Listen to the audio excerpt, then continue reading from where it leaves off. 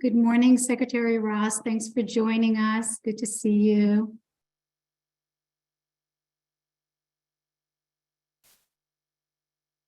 All right. Well, good morning, everyone. I'm Maureen Kalman. I'm a facilitator with Sac State, supporting the FloodMAR network and DWR on FloodMAR related conversation. It's always really a pleasure to be part of these conversations. We're really looking forward to a great day. So thank you all for joining. And whether you've been with us along the journey to build a network or newly joining us, it's good to see participation and engagement on the topic of the day, especially given that we are in the midst of yet another storm event, and we're in kind of the thick of it as far as emergencies and critical conditions in many areas throughout the state. And just to say that as we're having this conversation, really thinking about communities who are that are really suffering right now as well. So gonna get us moving along, and of course my computer wants to restart and update right now. So while we're here, as you're going to be hearing from all our presenters today, this extreme winter season that we're in has left us both speechless and full of ideas. So we want to think about how we are experiencing, and from what we're experiencing and learning now, how can that inform how we can better leverage flood flows for recharge and expand our understanding of recharge opportunities to address flood risk, droughts, water supply needs, and support our ecosystems and habitats. So we're gathering today, acknowledging both the urgency and the opportunity to first learn from each other, think together about how to respond to challenges and opportunities to further recharge efforts. And importantly, while all of you are already doing that in your work, we're looking forward to finding ways to come together, support each other, and be a collective influence in this space. So these are kind of our key things that we're looking to do today, and want to just share a little bit about our agenda and plan for today. This is what we all signed up for, and in response to those objectives that I just highlighted, we have 3 parts to our workshop. Each one is about an hour with quick breaks in between. Beginning with setting the stage and thinking through how do we strategically use available forecasted information to inform recharge decisions in emergency setting. We set up some time. We have 2 presentations, and then we've set up some time following those presentations to just have a little bit of a Q&A and share our thoughts. The second part is really about continuing to hear about how in different regions throughout the state, work is being done, both in anticipation and response to recharge opportunities. This will be a quick round of short presentations, and knowing that we could spend the whole day diving into each with much detail, instead, we're going to be asking you to listen into these stories and experiences, and just help identify, pick out specific insights that you think are important to consider when we're thinking ahead into the next winter season. So as we're going to be doing that, feel free to chat with presenters and connect with them on your own. We're not going to have Q&A. We're going to use those insights to, in small groups, talk about what it all means. And then the third part of the workshop is about taking these insights and thinking together. Again, it's going to be a quick process to think about ways that we can be of support to each other in moving forward on this journey to increase recharge in California. So that's our plan for today.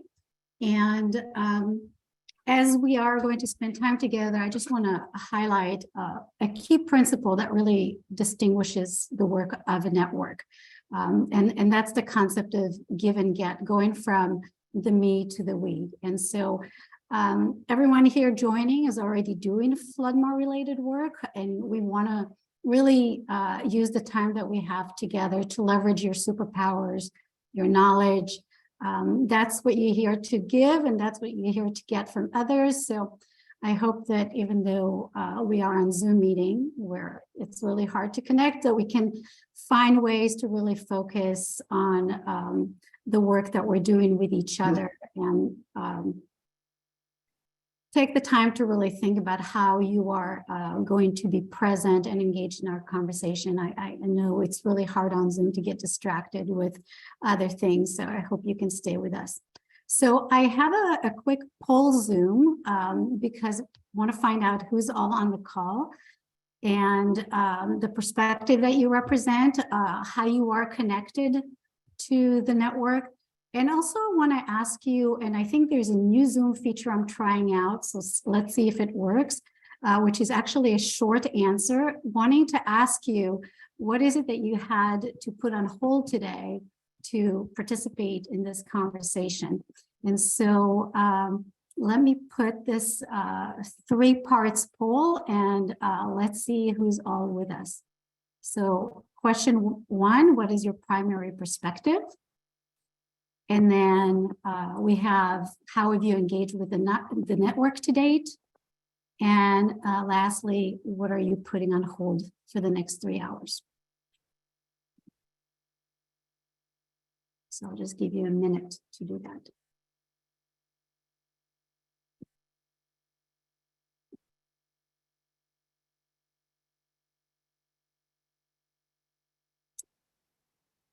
I don't see any responses, so I'm just checking in. Can everybody access the poll? Yeah, okay. You asked us to think a little bit, so it's taking a minute, I imagine. That's fair. That's fair, Mike. Thank you. I answered the first question, and then I think I hit OK and that disappeared. It looked like, are there 2 other questions coming, or was if you scroll down, there's a gray bar on the right side. If you scroll down, it'll give you the other questions. I think I missed that. Is there a way to get it back, or is it gone? The same thing happened to me. The whole window disappeared. Same here. Okay. Interesting. Okay.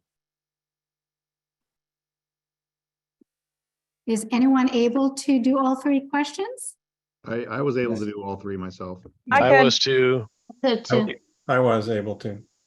It was easy to get fooled that there was only one. Because of the bar on the right side, it's hard to see. Yep. Right. Okay. Well, maybe I'll stop it, and when we have a break, I'll redo the poll so we can come back to it in the old-fashioned way and not this new improved poll. But let me end it and share results. It doesn't show anything. Okay. All right. Well, so much for trying new bells and whistles. So we'll come back to that question, and you can also put that in the chat. You know, what is it that you're putting on hold today? I'm really curious to know what's on your mind while you're participating. And we'll just move forward. Hold on.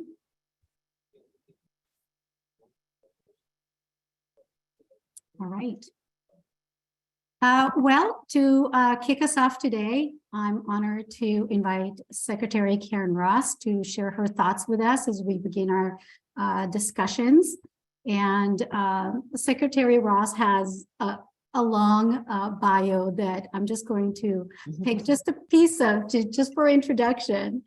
Really happy for you to join us. Secretary Ross brings with her leadership experience in agricultural issues nationally, internationally, and here in California in areas including environmental stewardship, climate change adaptation, and trade.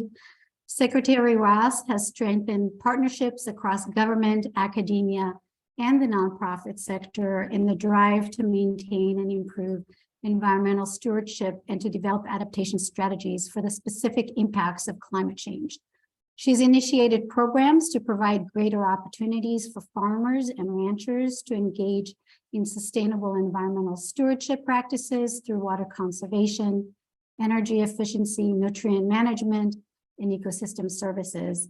And she has worked to provide greater access to farm fresh foods at school cafeterias through CDFA's Farm to Fork program. And I love that your bio includes that you grew up as a 4-H kid. It reminds me as a parent how important it is to instill certain values early on. So thank you. So I'm just gonna stop the screen so we can really focus on you. And thanks for being with us. Great. Thanks so much. And really happy to be here, but also very humble that I am not a scientist, I'm not a technician, and you have all the experts that I can see here on the screen, but I'm here to be a cheerleader and to just reinforce for you, because I think we all know, having lived through the last 3 months and what's before us with winter flooding, how critically important this work is, and how grateful I am for the people who started working on this more than a decade ago. When we think about groundwater recharge, which is what today is about, really is about flood-managed aquifer recharge systems. When we think about that, floods happen and that infiltration process happens. But what we've really shifted towards is really thinking about recharge with intention and understanding the best places for doing that, understanding large-scale retention ponds recharge. But for me, the exciting part is how we can partner with farmers and landowners to understand intentional recharge, diverting storm flows, those flood flows on farm without jeopardizing the crops that are there as we moved into more and more permanent crops, and still have that infiltration process to preserve our aquifers, because we all know what an important role groundwater plays for us today already, and how important it is for us to be good stewards of that for future generations to have those same opportunities. In average years, whatever average is in California these days, groundwater is about 41% of the water usage in the state. And in those very dry years, it's as much as 58% or more. And taking advantage of every opportunity to replenish those aquifers, that bank account, is more important than ever before. And what we're living in right now today, with the consequences of more of our precipitation coming in atmospheric rivers, underscores why it's so timely that DWR and its partners have the vision to have this particular webinar today. I'm excited about the work that has already happened, and I want to talk about just a couple of things. One is better understanding the best places to do responsible recharge on farms. And I'm going to call out Helen in particular for the early mapping that she did that really was about farm fields and pasture lands and other landscapes.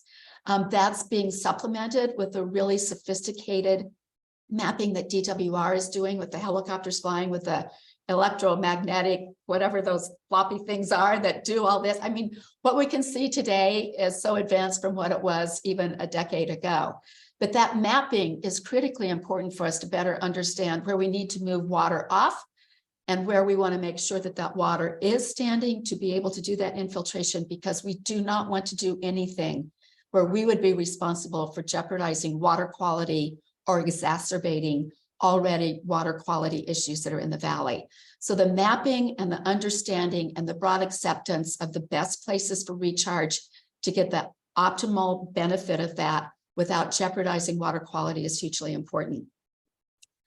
The experimentation that is happening this reminds me of the early days of the pandemic. We were learning to fly the plane while we were building it because of the constantly better understanding of science. Is those people who were early innovators. And of course, I have to call out my particular champion and state board president, Don Cameron, who more than a decade ago started just experimenting with this in his orchards and his vineyards. And I'm happy to say in the last decade, his partnership with Sustainable Conservation and others has proven out the wisdom of that. He's made significant investment. and his now much more sophisticated system of bringing in that water and getting it into the right places and pumping it underground is now a highly engineered multi-million-dollar project. And he finally got to hit the switch on for that 10 days ago. So it's a progress that's in work. That early championship of individual growers for on-farm recharge was very important to bringing others to this discussion to get a better understanding of what the capacity is. I also want to call out all of our partners at the Almond Board of California, understanding it's a significant crop. It's one of many high-value specialty crops that's hardened our water demand. And the progressive work of the Almond Board of California to do its concurrent research to better understand how much water, for how long, at what temperatures on almond orchards can present yet another unique opportunity where there's 1.5 million acres of almonds in the state, and many of the places where we believe that those storm flows can be captured and stored underground. Hugely important work. But what's most important are local entities, our local irrigation districts, our reclamation districts, our RCDs, and increasingly our groundwater sustainability agencies of really calculating this as part of our sustainable groundwater management, which is very locally driven. The local land, the local practices, the local elements that have to be considered are critically important. So having gatherings like this one, and compliments to everyone who's put this together, to share that understanding, to make sure we have all the perspectives at the table, to understand where people are coming from if they have concerns and skepticism is going to be hugely important. Our hotter, drier future demands that we pay even more attention to this particular strategy amongst the menu of strategies that we have to implement. We have to find ways to compensate for an estimated 10% less available water in our hotter, drier future.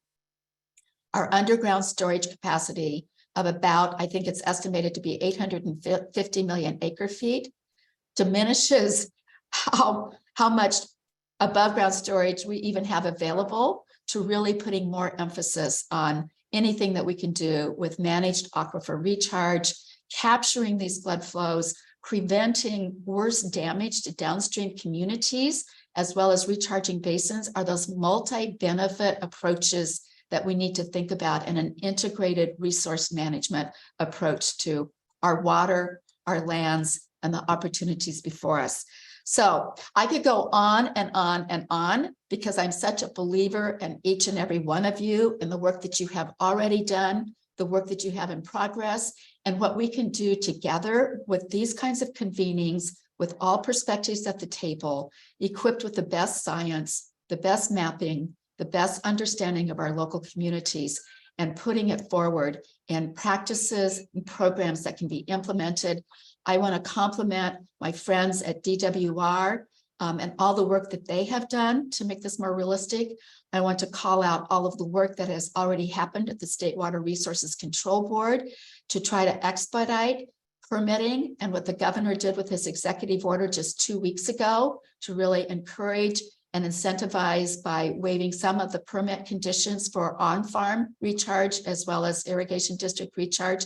All of this is pointing us in the direction that you're undertaking today. So I want to thank you for giving me just a couple of minutes. Hope I didn't bore anyone, and I hope that you're as excited about this particular opportunity for our future. For me, it is fundamental to the ability to continue to grow healthy, nutritious California food and making sure that all Californians have access to that abundance and that nutrition. Thanks for this opportunity. Thank you, Secretary Ross, for the enthusiasm and the support and recognition of all the work that has been done, being done. As you said, we have pioneers who we are building off their efforts and innovation, and really this is what this workshop is about, right? Is about learning from what has been done so we can do this better, and appreciate your call for being innovative, intentional, and responsible as we do that. Thank you very, very much for being with us today. Thank you. Have a great session. I do have things I have to go to. All right, thank you. I can imagine. Thank you for being with us today. Thank you.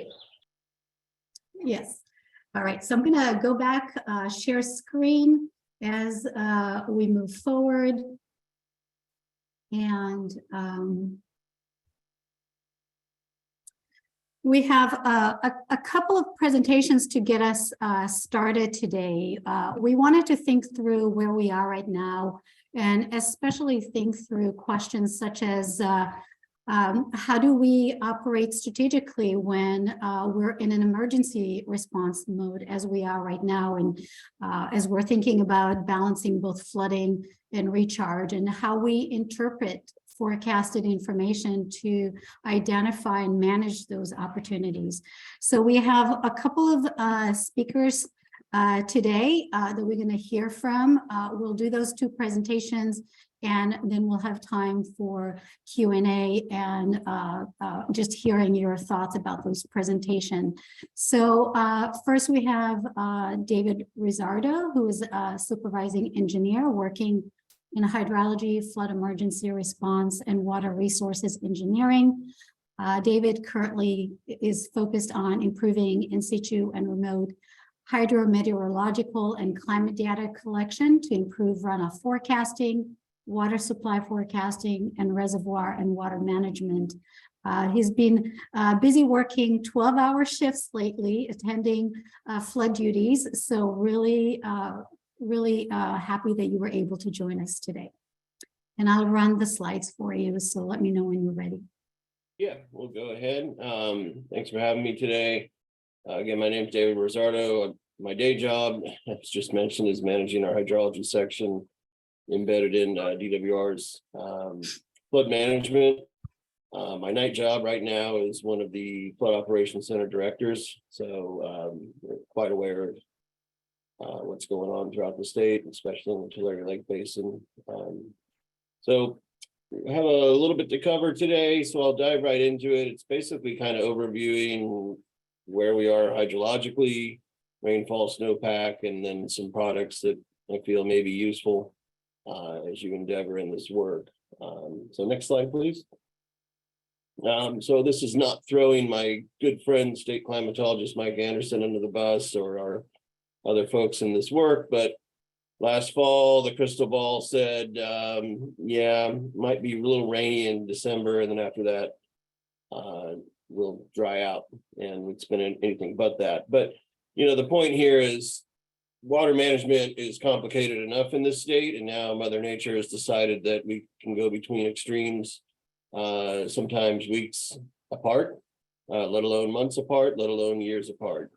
So, you know, wrapping up what's been one of the worst droughts in our history, and now record-breaking flood year. And personally, I'm kind of tired of setting career records on either side, so it would be nice to have kind of a normal year. But next slide, please. So this is what it looks like from a perspective of all these atmospheric rivers that we've had. I think the picture says it all. There's lots of arrows that have hit our state, and even the couple there that are hitting the southern Oregon coast, you know, the impact still made their way into California. That's just where the storm arrival center was. In a typical year, we get a couple of strong, moderate ARs. The last 3 years, I think we've gotten 3 or 4 total. So we're at 11, 12, 13 this year. Certainly, again, much more than we had anticipated, and much more than we really cared to deal with, but here we are. Good news is not really many on the horizon right now. Next slide, please. So what does that translate to precipitation? These are 3 ways that we track that. These are focused on the Sierra Nevada, of course. So in the upper left, you have the Northern Sierra. Sort of in the middle up to the right is the San Joaquin or the Central Sierra, and then the Tulare Lake Basin. And what you see on all of them is a slightly different story. It really hasn't been as wet up north relative to the Central and Southern Sierra, but we are still, you know, tracing along what we had in a relatively wet year back in 2019, and at this point above average for the entire water year. As you move further south to the San Joaquin Basin, we're not quite tracking at 2017 or 83, but we are following a similar pattern. So it remains to be seen if we add significant amount there to catch those years. And then in the Tulare Lake Basin, which has really been the winner this year or not, depending on your perspective, we are certainly paralleling both 69 and 83, which are the benchmarks for those years. So very wet, but a much different story when you look at the snowpack. Next slide, please. The much different story is this has been a colder year. So the percent of average, while impressive on the precip, is not nearly as impressive as it is on the snowpack. And on the left or on the right, you see the three regional areas, the Northern Sierra at the top, the Central Sierra in the middle, and the Southern Sierra on the bottom. And here you see where even in the Northern Sierra, we've started to catch the 82, 83 line.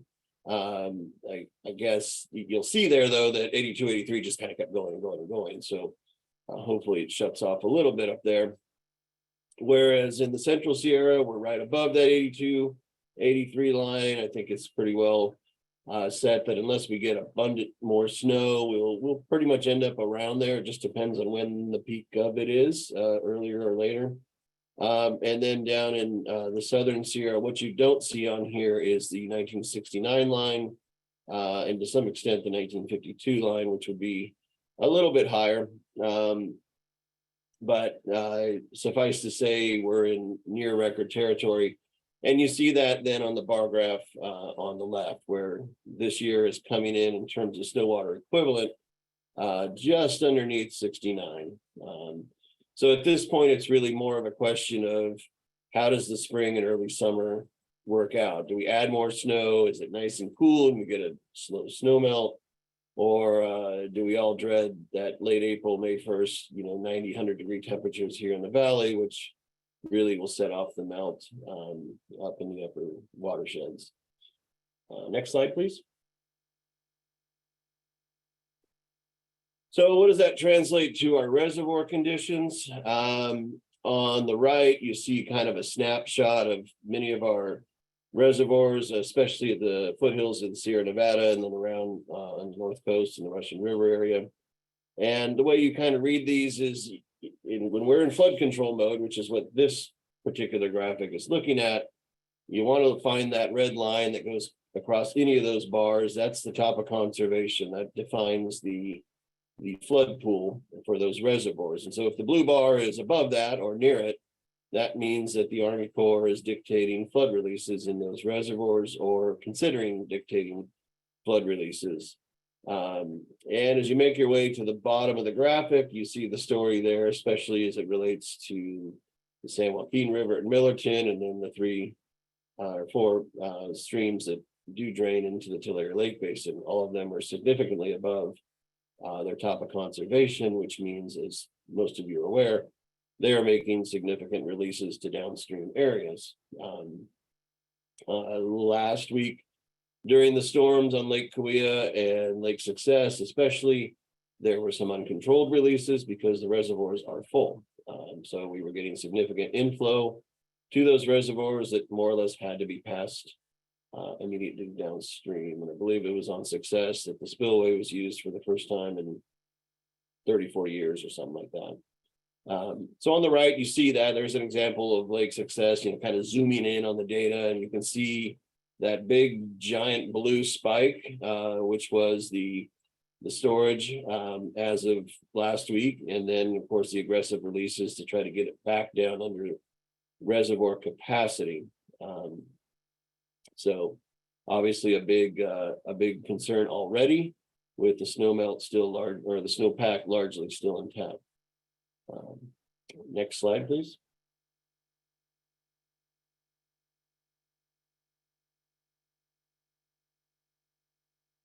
There we go.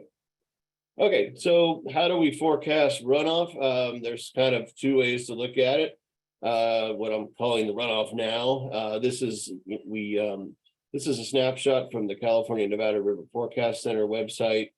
DWR partners with the CNRC to issue these forecasts. On the left is what we call the Christmas tree map. This was a week ago, so it was pretty lit up. Anything not green means orange is monitor stage, red is flood stage, and purple it would be danger stage. So about a week ago or so, things were pretty active with those latest rounds of atmospheric rivers. So you could pretty well see monitor flood stage throughout the state. You will notice in the Tulare Lake Basin, especially in the San Joaquin Valley, there are no forecast points. There are guidance products that you can click on if you go to the RFC map, and you can look at them, but they are not called official forecast points, meaning they have a defined flood or monitor stage. But there is still some work to do down there. It's a matter of trying to find the right data. Does it have a long historical record? Is it reliable? There's a lot of things that go into before you actually try to put out a forecast product that people would rely on. But nonetheless, it's been busy. On the right, you can see the graphic from this morning for the San Joaquin River at Vernalis. It has been mostly the last 5 or 6 days, it's been in danger stage by about 2/10 or 3/10 of a foot. And it's expected to kind of remain near there. You can see it kind of wavering back and forth above flood stage for some time, and that's all driven by upstream reservoir releases. Next slide. So then moving on to, okay, we talked about what's 5 days out. That's largely dependent on current weather or reservoir releases, to how do we know what's happening over the next several months? This is where we get into the tie into our snowpack and how we do our surveys and the Bulletin 120 and a few other products. So moving on from here. Next slide. If you're not already familiar with our Bulletin 120, it is our forecast product that gives you two basic forecasts. It gives you the April, July. Some people call that the snowmelt product. Some people call it the seasonal runoff product. It's essentially the volume that we would expect in full natural flow from April 1st to July 30th. And it's given at a median forecast, which is in the middle, 90% forecast, which is the dry, meaning 90% of the cases should be wetter than that, or the 10% forecast, which is the wet, meaning only 10% of the cases should be wetter than that. So this is off our Tableau product that's in the California Data Exchange Center. I'll get you a link here in a bit. And you can kind of see it's highlighted on the forecast update from last week, in this case for the San Joaquin River. That was predicting, you see a 90% forecast, meaning the dry case, about 2.6 million acre feet of runoff coming between April 1st and July 30th. So this product gets updated weekly. And then of course we have the very first of month that's based on the snow surveys and everything else that would get a full rehash and update. But if you go on this Tableau website, following the link I'll show earlier, you can also see it compared to the CNRC forecast, which produce really similar type numbers using slightly different methods. And then on the bottom, you'll see it says SWE volume, and it's listing a couple different products. The CU Boulder is a satellite-based product. SNODAS is a nationally produced product. It's a combination of satellites and on the ground measurements. And then you'll see the ASO and the ice snowbow. That's I'll talk about that here in a second. That's all snow hydrology model based on our airborne snow observatory measurements. Next slide. So nice segue. So if you don't know what airborne snow observatory is, we're flying aircraft over these upper watersheds that are taking not just LiDAR to get the snow depth, but pretty good instrumentation on the aircraft, visual spectrometers and the like that are giving us snow albedo. We can get snow density out of it. We can get all kinds of physical parameters based on these measurements, and then run through this ice snowbow model that's produced by M3 Works. So here's a snapshot from some of the more recent data in the Kings and Kauai, and a little bit older data in the Kern. One problem with this technology is that when it keeps raining and snowing, we can't get a flight up, but we get them up as soon as we can.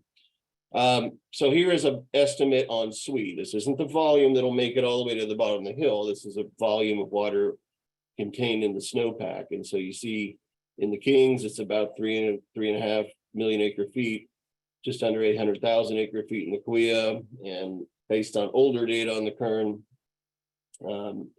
2 million acre feet. And even though that's older data, the model can continue to run and make estimates, and it'll get corrected next time we have a flight. So that's still a pretty good estimate for the Kern. But you can see we can get a real good spatial analysis of what's going on in the snowpack. We can get it on elevation bands, and then on the bottom, you see a lot of areas in red. That's telling us that the snowpack is getting closer to being ripe to melt. Doesn't mean it's going to melt right away. It just means that if the right conditions prevail, enough solar radiation, enough heat, enough other information that brings a lot of energy into that snowpack, that area could see melt, but not going to melt next week. Don't worry. We got some time on that one. Next slide. So I promised you some links. Here they are for the California Data Exchange Center, if you don't have that already. And there's a lot of different tabs up top for reservoirs and precip and snow and other good information. Again, our partnership with the CNRFC is so valuable, and off to the right there, you kind of see a table that would give you, okay, here's all the forecast points that are above monitor or flood stage or whatever. I really encourage you go into that website, because down the right-hand sidebar, you can click on forecasted precip, freezing elevations. Up at the top where it has the river forecast points, you'll see another button right next to it that says guidance products, and that'll open up a few more locations that don't have official forecasts, but at least give you some idea of stream flow and some prediction in areas on artificial forecast. And then we've been so excited to partner with the Center for Western Weather and Water Extremes, CW3E, down at Scripps. That's where we get our AR forecasts. Very valuable information there. So I encourage you to look around and get familiar with that. And I think the last slide is just showing you where on the on CDEC how to navigate to the snow surveys page. It can be a little buried. But I highlighted the B120, so you can see up there, circled up towards the top, where the button would be for the B120, and then that Tableau product I've circled down there to the bottom left, the snow product comparison. And you can click on any watershed you want that we forecast, and it'll give you those comparisons and of what data is available. And I believe that is it.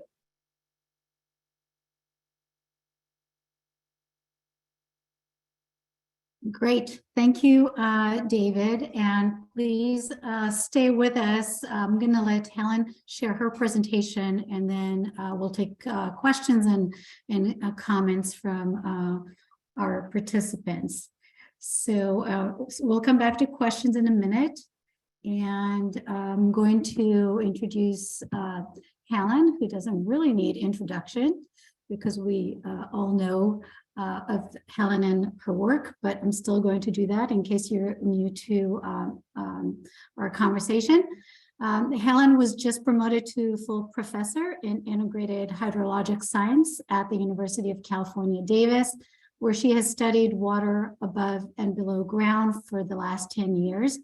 Dr. Dalke is also the leader of the UC A&R Water Strategic Initiative, tasked with a mission to bring the power of science to deliver practical solutions in California.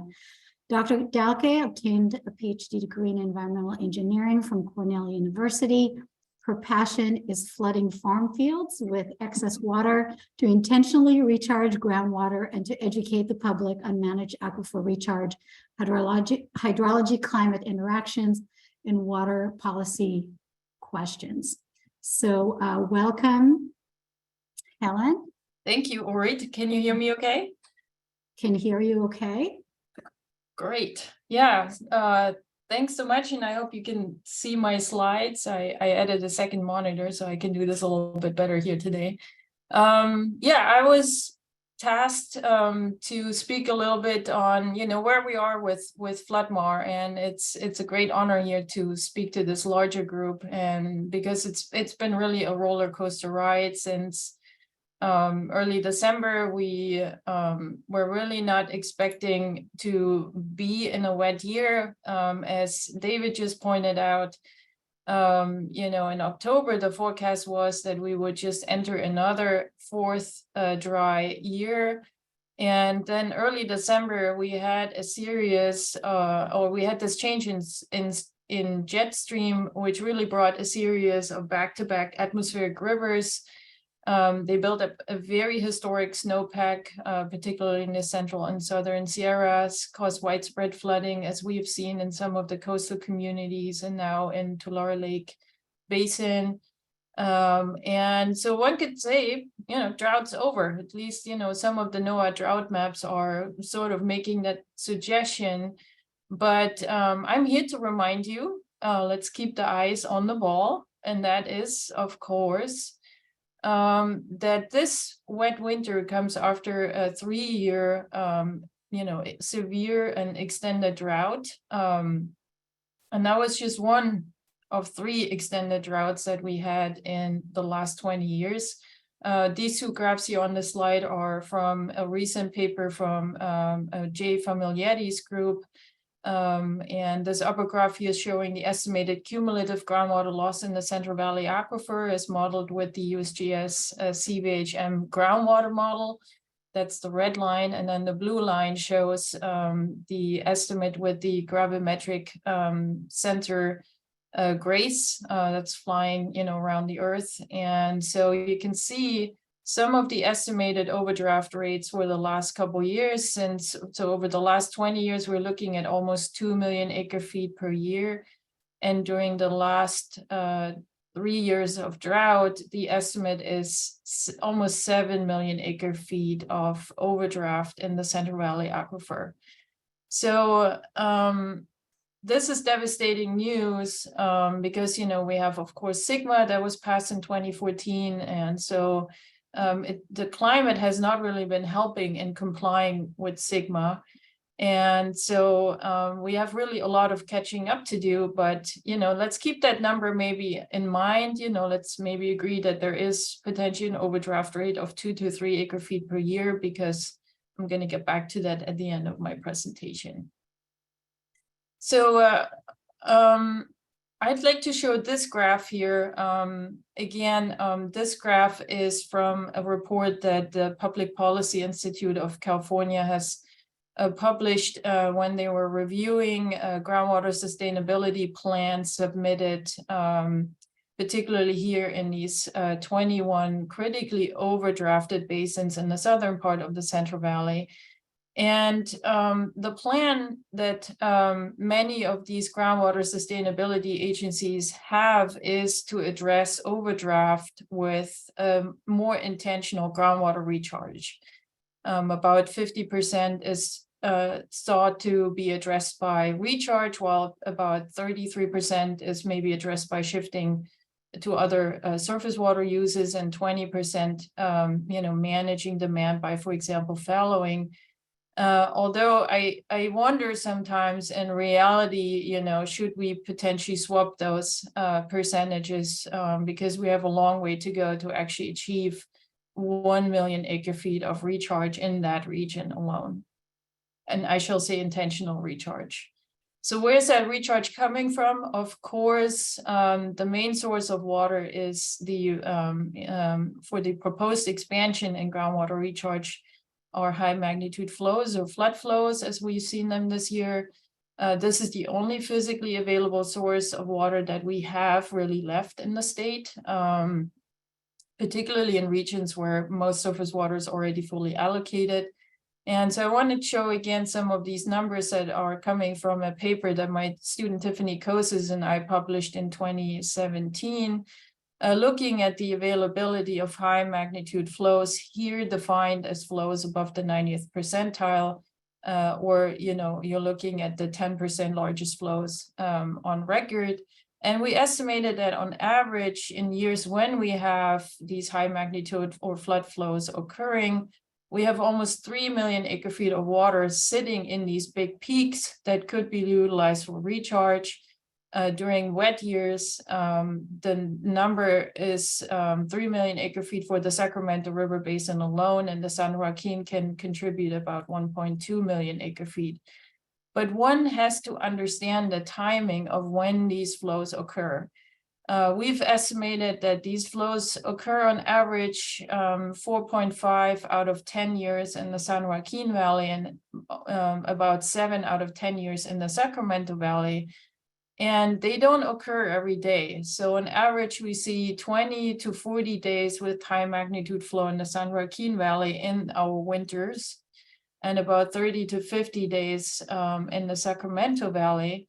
And that immediately should tell you that you should not be expecting flows for 180 days in a row, which is kind of the premise of temporary permits that one can obtain from the State Water Control Board. And so we will never see most likely 180 days of high magnitude flows in a row if we are using this 90th percentile flow threshold. Also, one should be aware that since 2000, the climate has definitely shifted into a more drier regime. And likely that has led also to a decrease in this high magnitude flow availability. So we've seen, about 5-6 years between those wet years, and between those wet years, we have had dry, if not extremely dry years, which have, caused even more depletion. So let's take a quick look at the water year, and David already did that in a more comprehensive way. Snowpack is, as we know, at a historic level, particularly in the southern Sierras. We've had 12 atmospheric rivers, probably getting number 13 here soon. And on the right side, you can see a graph that Mike Denninger has put together. This one shows the reservoir storage in these 3 hydrologic regions that we distinguish, and the snowpack that is sitting in the headwater catchments. That's the orange line. And particularly here for the southern Sierras, the pink line, by the way, shows the total reservoir capacity that we have in those regions. You can see that there is enormous amounts of snow in the mountains. And we're looking at a snowpack that's currently of the size 3 times the reservoir capacity that we have. So most likely, most of those reservoirs in the southern Sierras will have to be emptied at least twice completely before we can get the back end of that snow melt that's coming down the mountain. And already seeing this graph, we can be more than happy about how well our reservoirs have filled up compared to October. We really did not expect that. And as already mentioned also by David, some of these reservoirs are approaching capacity. Lake Cavilla, Success Lake on the Tule River, and Lake Isabella, Pine Flat Dam, they're all very full and are going into flood release mode. Below the reservoirs, the rain has generated lots of runoff and in many parts of the state that has caused flooding, damage to infrastructure, and even loss of life. There's currently plenty of floodwater going out to the ocean, carrying debris and sediment, as you can see here in this satellite image that was taken in January of this year. But, the focus of this workshop today is flood-managed aquifer recharge. So how did we do on that front? The good news is that we've had definitely lots of unmanaged and managed recharge happening across the state. Unmanaged recharge mainly from areas where we've had flooding and lots of rainfall falling. As you can see here, for example, by these brown colors in some of these areas. So here's the Pajo and Salinas Valley. You can see the Yolo bypass quite nicely with high sediment load. But we also had lots of managed aquifer recharge happening, either on farm. Here's a picture from Sustainable Conservation from one of their projects, as well as, you know, the many designated infiltration basins that water districts already have or have had for many decades. So just to summarize some achievements, and this is actually from the info sheet that Governor Newsom posted along with of course the executive order, and for 23 that was passed on or issued on March 10. We have many landowners participating in recharge. We have several GSAs practicing not only, you know, infiltration basin recharge, but also on-farm recharge. DWR has supported some of the expansion of recharge projects by or through funding from the Sigma implementation grants.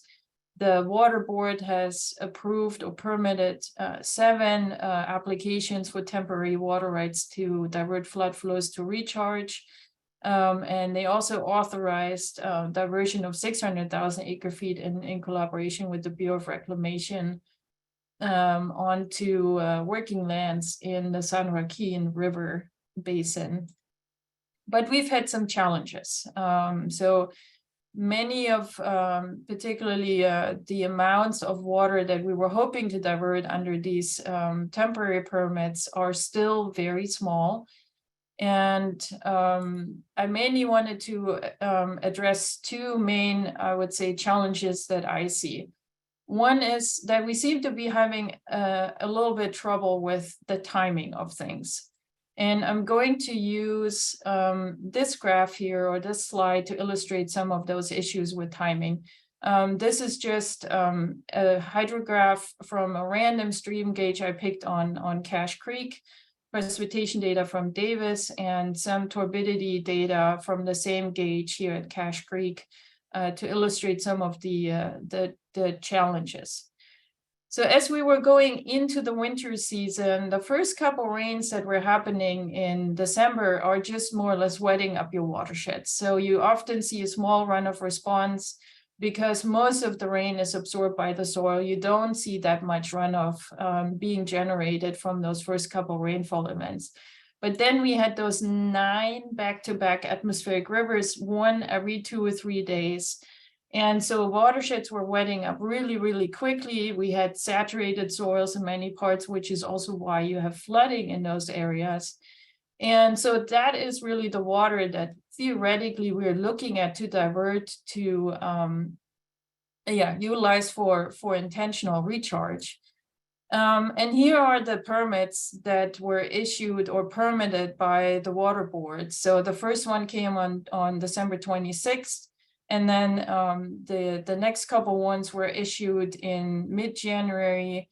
You know, every other week we had one issued.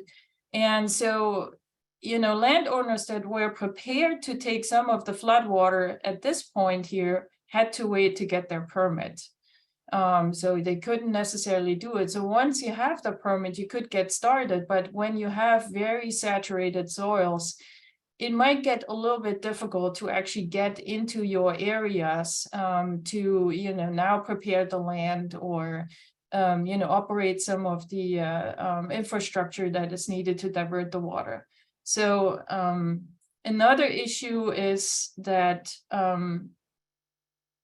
we and you know, what that basically suggests is like, you know, we should probably move, you know, the permit approval date a couple weeks before we start the winter season, you know, so that land preparation can really happen in time.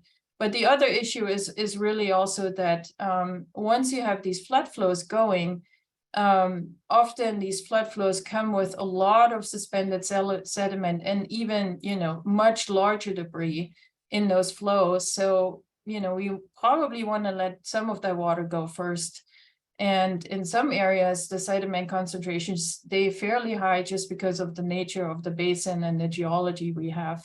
So, you know, some of that water is really not useful or cannot be really taken onto farm fields, for example, because growers are concerned about sediment concentrations and depositing too much silt on their land. The other portion then that happened here this winter is, of course, we had this like first spurt in storms, and then we had a break. And in that break, that was really much needed to deal with some of the flood damages. Reservoirs were filling slowly from the flows that they were seeing in those watersheds, as well as snow melt. And now we're in the second phase of more storms onto a very thick snowpack. So we have snow melt, we have, again, downstream flooding below the reservoirs, and we have reservoir releases at the same time because we have to manage the flood pool in those reservoirs. And that is raising the question, why have reservoirs held onto the water so long, and why are they releasing at the time when we now see more storms coming through the state? And should we perhaps maybe release some of that water at an earlier time, particularly, in this gap period that we had here, to make more room in these reservoirs, but also, to have a managed flow release that can actually be utilized for groundwater recharge on some lands. The other question is that we're still struggling with is capacity. And so again, bringing this graph up here, the reservoirs we have in some parts of the Sierras are just not large enough to really deal with the snowmelt pulse that's coming in. And they will have to make flood releases from those reservoirs. However, there is concerns about the channel capacity below them. So many of these rivers, particularly in the southern Sierras, are now flooding over bank because you have rainfall runoff from the additional storms, and you have the additional water being released from reservoirs. And many of these channels haven't seen these flows in years. They have been rather ATV racetracks for the last couple of years than really having served as a flood conveyance system. And so that raises questions about, do we need to take a closer look again at these flood thresholds that have been defined for those channels, the design flows that they should be carrying, which is most likely not really reality anymore because we've lost capacity due to vegetation growth, aging levees. And I'm hoping that Sam Cunningham will talk a little bit about his experience on this in Madera County. And then we have, of course, now the executive order, which has definitely made things easier because it has lifted water rights requirements or water right permitting requirements for the diversion of flood flows to groundwater recharge. It also has lifted some of the Fish and Game Code permits that we typically need if we're diverting water out of streams. If you take a closer look at the executive order, you'll see that there are some conditions, though. One of them being that, of course, a local or regional flood control agency must have declared imminent flood risk. If that's not the case, you basically can make use of this executive order and divert water to groundwater recharge, receiving lands or working lands, but not dairy lands. So you can put water on dairy lands or parcels that have received fertilizer in the last 30 days. Delta must be an excess condition, and in the end, the water board is requiring that users are reporting the amounts in the diversion point that were utilized under this order. And so that seems all good, but it is already, again, restricting certain interested parties in taking this floodwater. For example, anyone who is now potentially getting a pump to be put into a stream to take out water that, and you take a pump that you may be renting from someone, that pump needs to have a fish screen. So and I understand, the reason for having that fish screen, but basically, this more or less prevents anyone from taking water out of a river that doesn't already have a pump in place with a fish screen. So again, expansion of, the amounts of water that we could be taking out of the river for groundwater recharge is most likely not happening along those systems. Also, districts or regions where no imminent flood risk has been declared won't be able to take additional water this winter for groundwater recharge. The concern about dairylands is a valid one, but again, in areas where we right now in the southern, Central Valley, Tulare Lake Basin, where we have a lot of dairies, where there is a lot of involuntary flooding happening right now, most likely this will also flood dairylands. And you wonder, could we potentially find locations where we could direct water intentionally to alleviate some of the, unmanaged flooding that's already happening down there. And so, yeah, I wanted to close with this last slide here to set maybe a goal, and this is also to stimulate a little bit the discussion that will follow today's presentation. My personal goal is, with the next year potentially coming around, and I hope it will not be too far away, can we achieve as a collective here, can we achieve 1 or 1.5 million acre feet of intentional managed aquifer recharge in the state that goes beyond the amount that has already, that is already being recharged through existing infiltration basins. And with that, I thank you very much. I went a little bit over time. Sorry about that.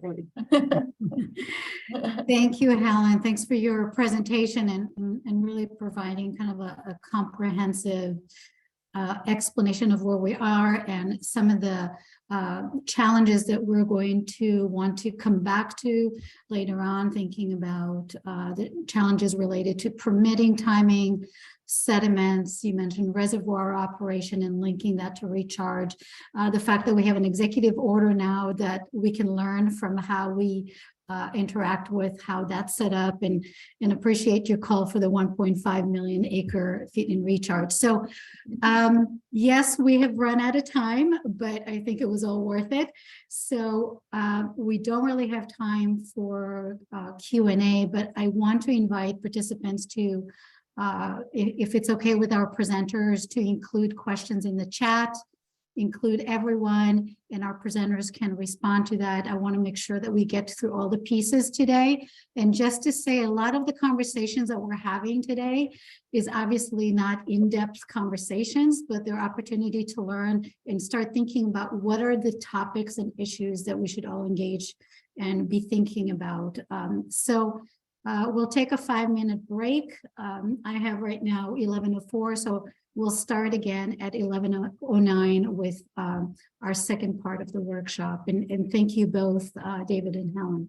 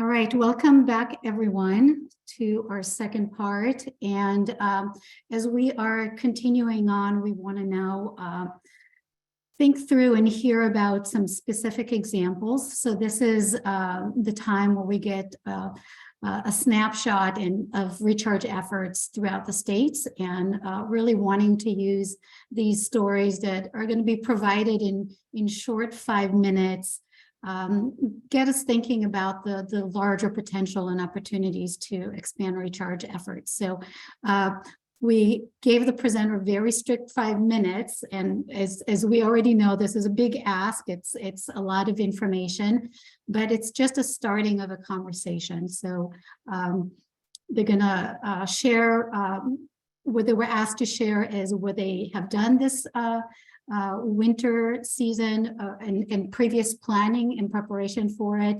And based on their experience, what have they seen as some of the challenges they encountered, and also how can those be turned into future opportunities.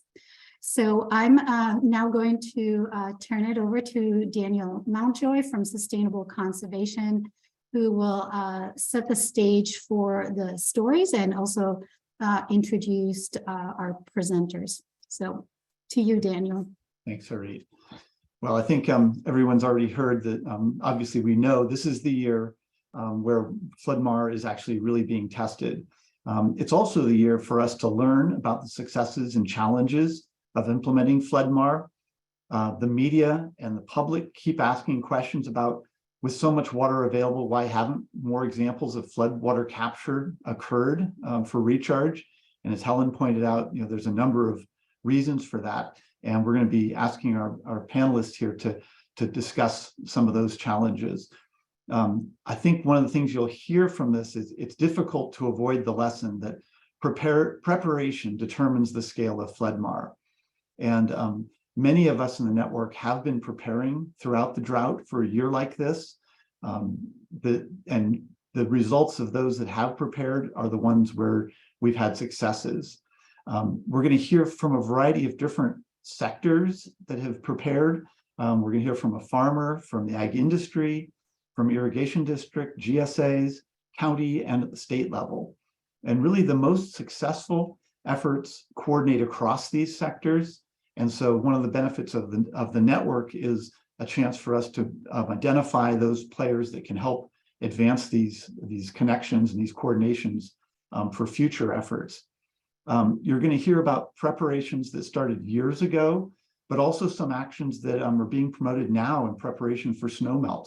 It's really never too late to start taking action for recharge. And several years ago, as was laid out in the FloodMAR Research Advisory Committee's recommendations, there's many areas of preparation that need to occur.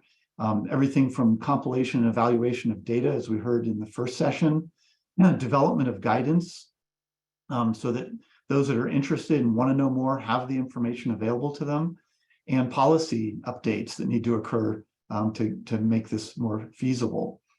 So the network and the Department of Water Resources have really recognized that demonstration projects are essential to expand our knowledge, our collective knowledge of FloodMAR.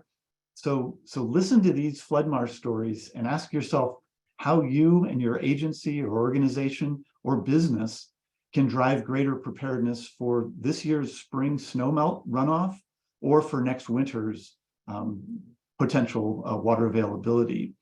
And that preparation spans many areas of specialization that we as a network can bring together to achieve even bigger stories the next time water is available. So let these stories be an inspiration for all of us. So at this point, I'm going to turn it over to our first speaker, Jenny Marr from Department of Water Resources. Like Helen, doesn't need much introduction. She's been the heart of the whole FloodMAR effort here and the network. So I think, Jenny, I'm going to turn it over to you without further introduction at this point.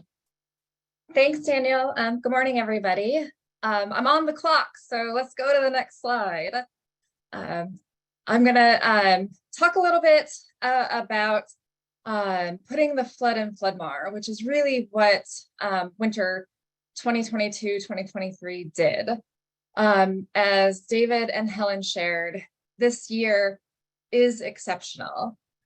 Typically, this type of year, we would manage the system for flood risk reduction primarily. And in the past, that has meant removing water from the system as quickly as possible.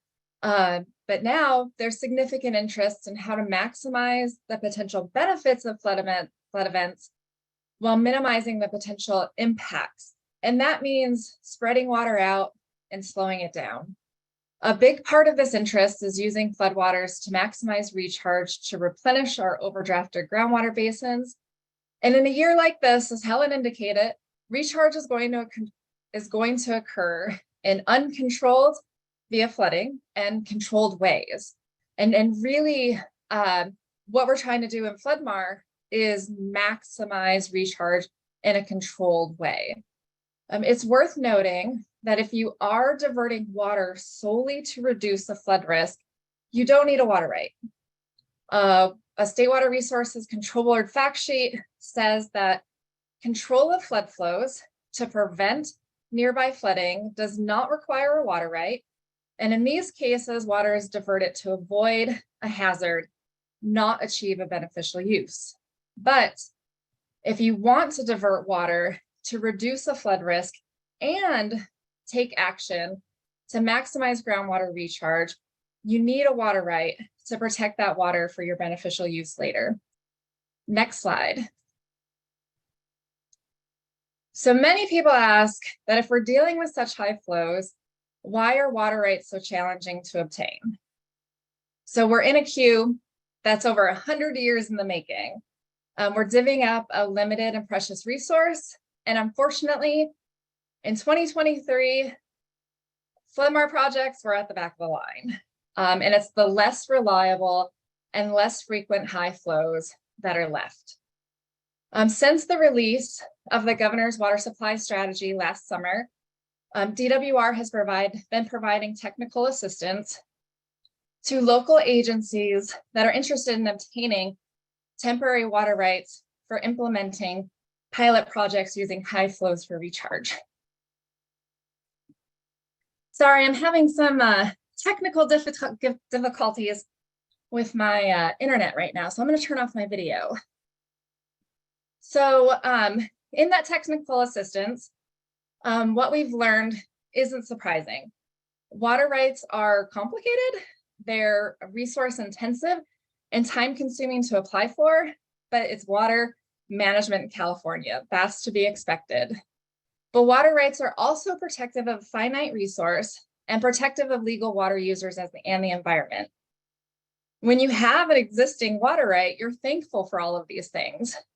But when you want a new water right, these challenges can seem daunting, but there are newer pathways to help the process become a little easier, less resource intensive, and less time consuming. Next slide. So right now, diversions should be made under the executive order. The executive order allows diverters to divert floodwaters and take intentional action to maximize groundwater recharge between March 10th and June 1st. These diversions would normally require a water right, so the EO provides relief from the water right process and additional regulatory relief from CEQA and the Lake and Stream Bed Alteration Program. The EO does lay out some constraints, as Helen shared earlier. For more information, I'd recommend you attend a webinar on the EO tomorrow that is being hosted by the State Water Board, DWR, and the Department of Fish and Wildlife. And after this lightning talk, I'll provide a link in the chat. Next slide. So if you are interested in pursuing a water right for future diversions, there are 2 temporary permit options, a 180-day and a 5-year. Under these temporary permit options, if you are a local public agency or GSA, you can follow what's called a streamlined pathway and be able to do a simplified water availability analysis, have an umbrella permit that allows for simplified use and storage accounting, and has some additional, reduced filing fees, a CEQA exemption under the drought executive order, And under these temporary permit pathways, DWR, CDFW, and the State Water Board have been providing technical and regulatory assistance. So next slide. If you're interested in the technical assistance or hearing more information, my email is top of this slide. And also if those slides are shared, there is some live links that will provide access to some of the resources that I have found very helpful this year. Thanks all. Thank you, Jenny. Great. Well, we're going to just keep moving on here. And I see questions are coming in the chat, which is perfect. Our next lightning speaker is Blake Wilbur. And Blake, I'm really glad that you could join us today as a 4th generation diversified farmer, growing permanent row and field crops, as well as having a dairy operation in Tulare County. And also really importantly, you also serve as a chairman of the Mid-Cahuilla GSA's advisory committee. And the Tulare Irrigation District within that has done some really significant progressive ideas and is doing some amazing recharge. We look forward to hearing from you.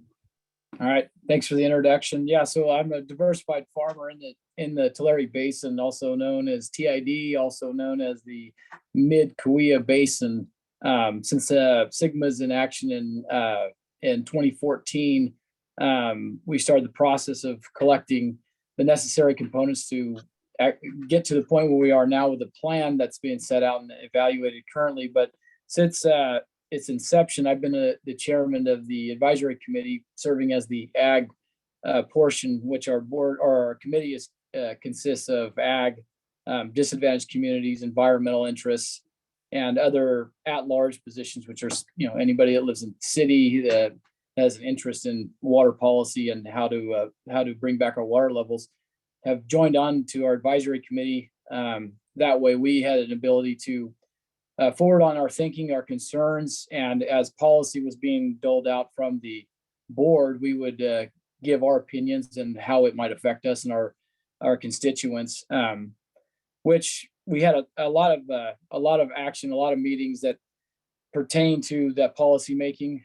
We're currently in the evaluation process with the DWR and getting our plan approved. We've had a little difficulty doing that, but in the interim, we've come into this extremely wet year where the success story kind of starts to take shape, where TID offered farmers in our area the ability to take water under our farm starting in January, and for the ability to be able to sink groundwater for a credit system that's being devised in response to last year. It was our first year and actually having an allocation set upon us in order to grow crops. We could only pump so much water or ET so much water, different crops, different ETs, where we're focusing on the removal of actual water out of the basin. And so we were tasked with holding to a certain number that we couldn't go over, otherwise we'd be financially penalized for it and eventually get water taken away from us for the succeeding year. So flash forward to 2023, we started getting early rainfall and started sinking water early.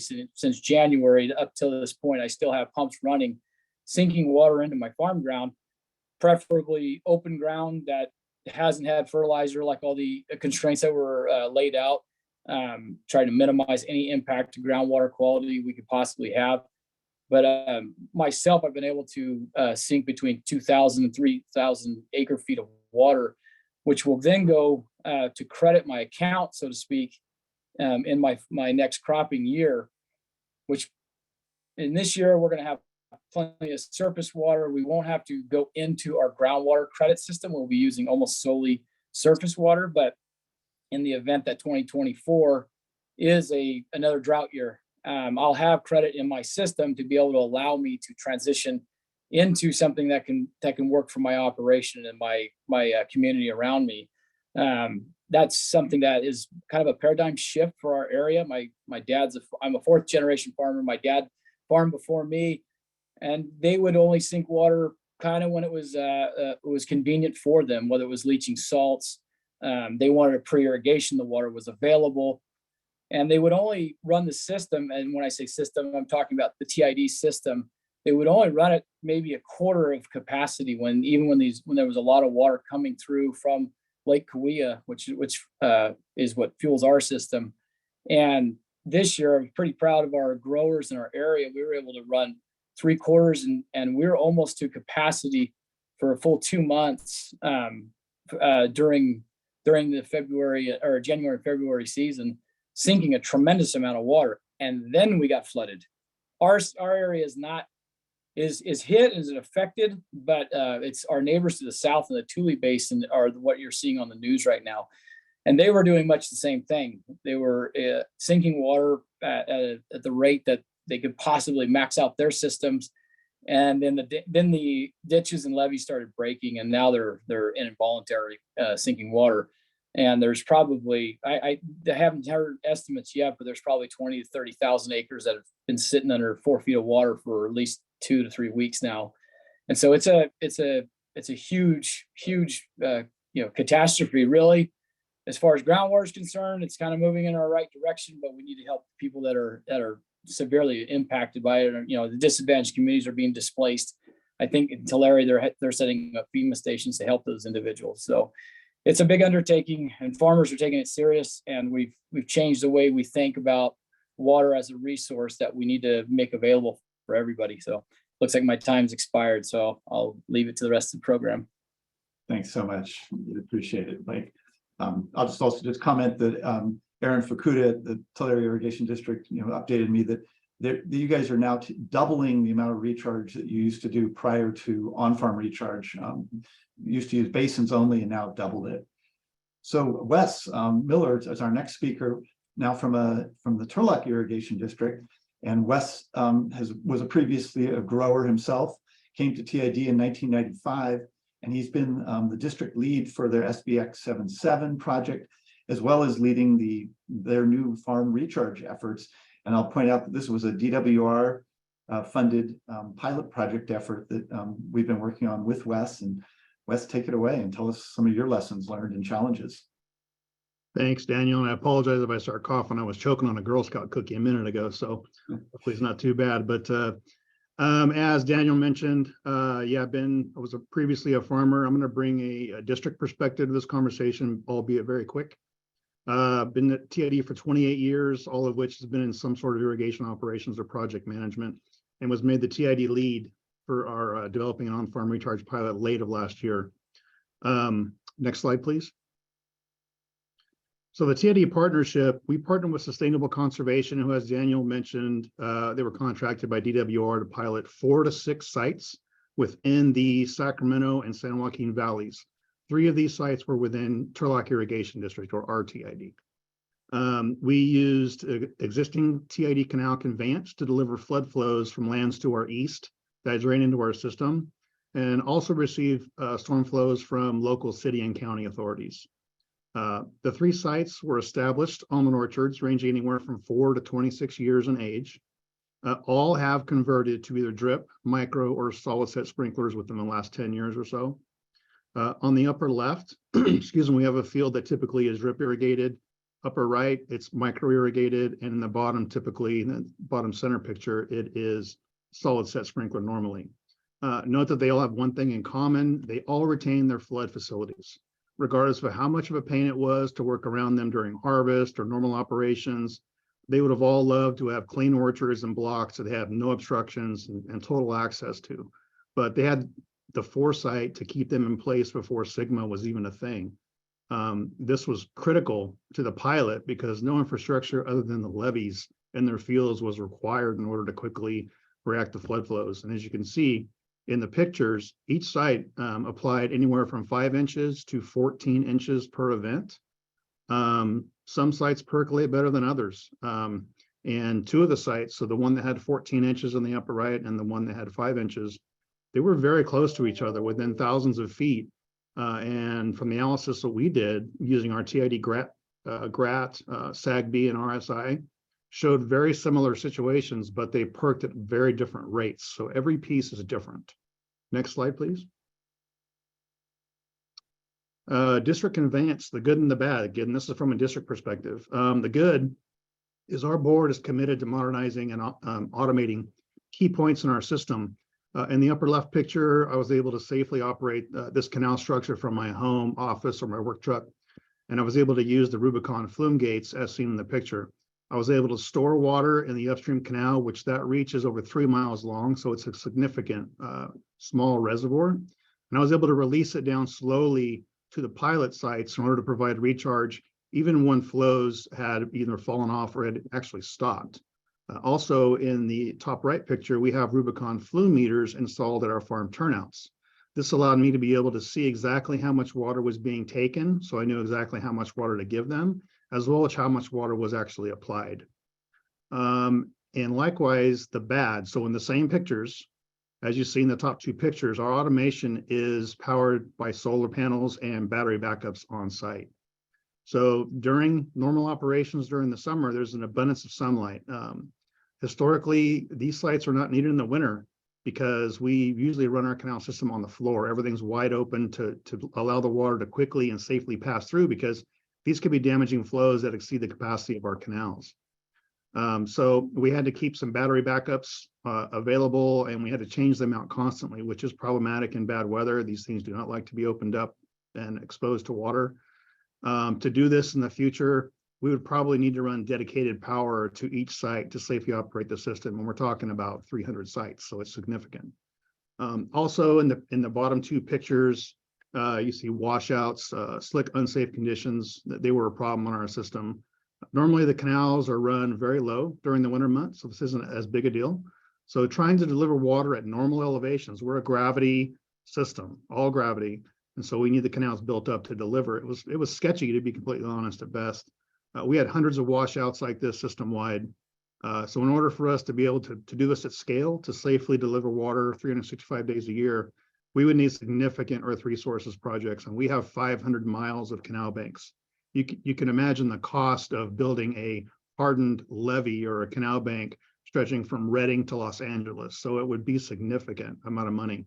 The obvious water rights concerns for the district, as well as the solar issue as far as running dedicated power, would require millions of dollars in funding. So any funding opportunities would help make this a reality at scale.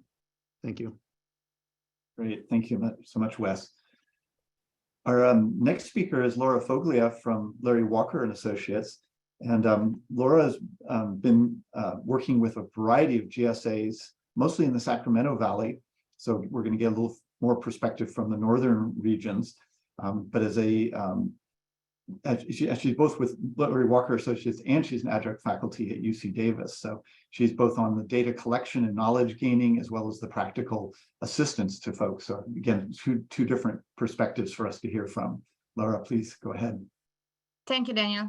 And yeah, and my presentation is gonna be just a big variety of projects that happen around the Cosumnes River, where we were lucky enough to have an irrigation water district that's really interested in trying whatever is possible. So you can go to the next. The area really around the Cosumnes River offers plenty of opportunities for a diverse range of recharge projects. So I just want to spark some interest here, but and we'll show you a few pictures, and we can discuss about specific projects at a later time. So first, we are working on these FloodMAR application in winter months, and the Omachubani-Arnell Water District was the first district to obtain a 5-year temporary diversion permit through the State Water Resources Control Board. So that was a big success, and I think it took way a bigger effort than what we were expecting. But now they have the opportunity to keep trying and doing managed aquifer recharge over the next 5 years. For this year, we were able to apply water in February and March, so not just toward the end of February, because mid-February the flows in the river were not high enough to really allow for any recharge. But it was a great time for some lesson learned. We found out that some pumps needs to be revamped, some pumps needs to be placed in a different location on the riverbed because they are too high sized. So some old tools that are there are actually not really performing as we would like. So it was a great lesson learned. And at the end of the day, we could divert much less than what we were hoping for, but maybe we are ready for the next time. The permit was over in March 15 because of fish consideration after that day. So it's already over. We are now trying to account for how much has been applied, how the aquifer is responding, and we have really a very extensive data collection, because we think that that's the key to demonstrate the benefits of this type of projects. There was also natural flooding, as you probably heard, in the Kazamnes area between levee that were breaching and some of the tribes of the smaller creeks that just flooded. And probably the natural flooding at the end of the day was much more than the intentional recharge. There are also discussions ongoing and projects that have been submitted for working towards some dam removal and floodplain restoration, and thinking about these as another possible design for groundwater recharge. There is a dry well pilot project that has been started in the Kazamnes side of the river. And that one has been a very, very successful story, thanks to some geophysics. We probably hit the right place, and water is going into this dry well like a river, honestly. There are also discussion about and demonstration of potential impact and benefits from levee setbacks. So having a larger floodplain just by removing some of the levees. And the idea is really to show how the benefits can really be for a little bit for everybody. Can be for groundwater recharge, but can be for groundwater dependent ecosystems and flood protection. And next. So in terms of the managed aquifer recharge, a very quick description. This is one of the fields on the left where basically in 2021, there was the first event. We don't have the map for 2023 yet. The light blue is actually natural flooding that occurred because of the Deer Creek, which is one of the smaller creeks with no levees.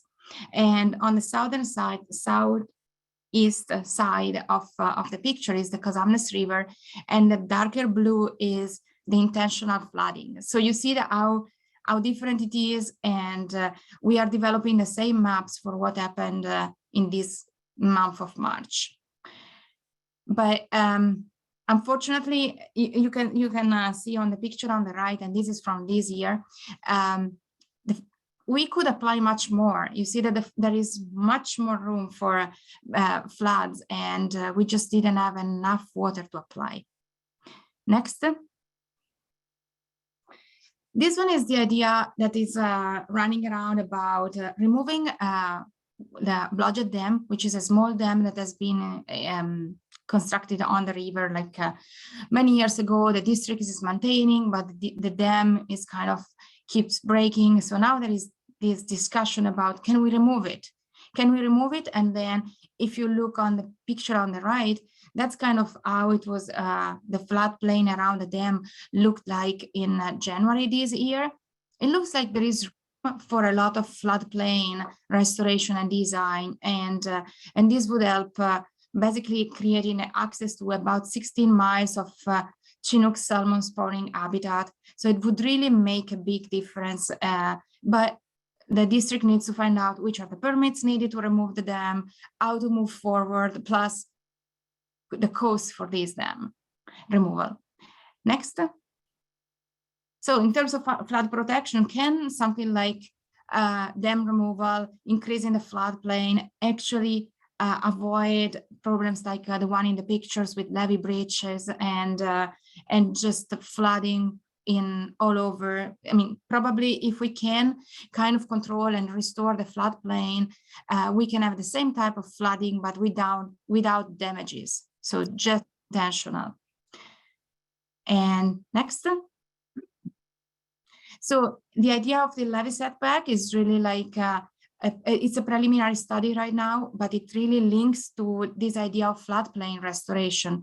And the study was being done mostly on the downstream part of the river. So, and you see that in the downstream part of the Kazamnes River in the summer month, often this is how the river look like. So it's dry. And it's very constrained because there are levees. And the idea is, can we make this stream channel wider? Can we let more water sit there in the winter months? And maybe this is going to help, and hopefully this is going to help with a shallow groundwater dependent ecosystem, and will let us have a better condition later in the season. And I think next. And because this is how it looks like in the wet winter. So the water is there, and maybe having the water spread it over a larger area will just be beneficial and enhance every type of recharge. And with this, I'm done. Thank you, Laura. Thank you for introducing the ecosystem and floodplain aspects of this too, beyond just the farmland. Thanks. Yeah. Next, we're going to turn to Sam Cunningham from Madera County. Sam's a Central Valley native, currently working for Madera County on both groundwater sustainability as well as flood control. So he brings that county perspective. Thank you, Sam, for joining us. Yeah, thank you for having me. So just a little background. I think Helen made some really good points that I think we will kind of repeat a few of, but what we're wanting to talk about today is kind of capitalizing on our landowner interest in recharge.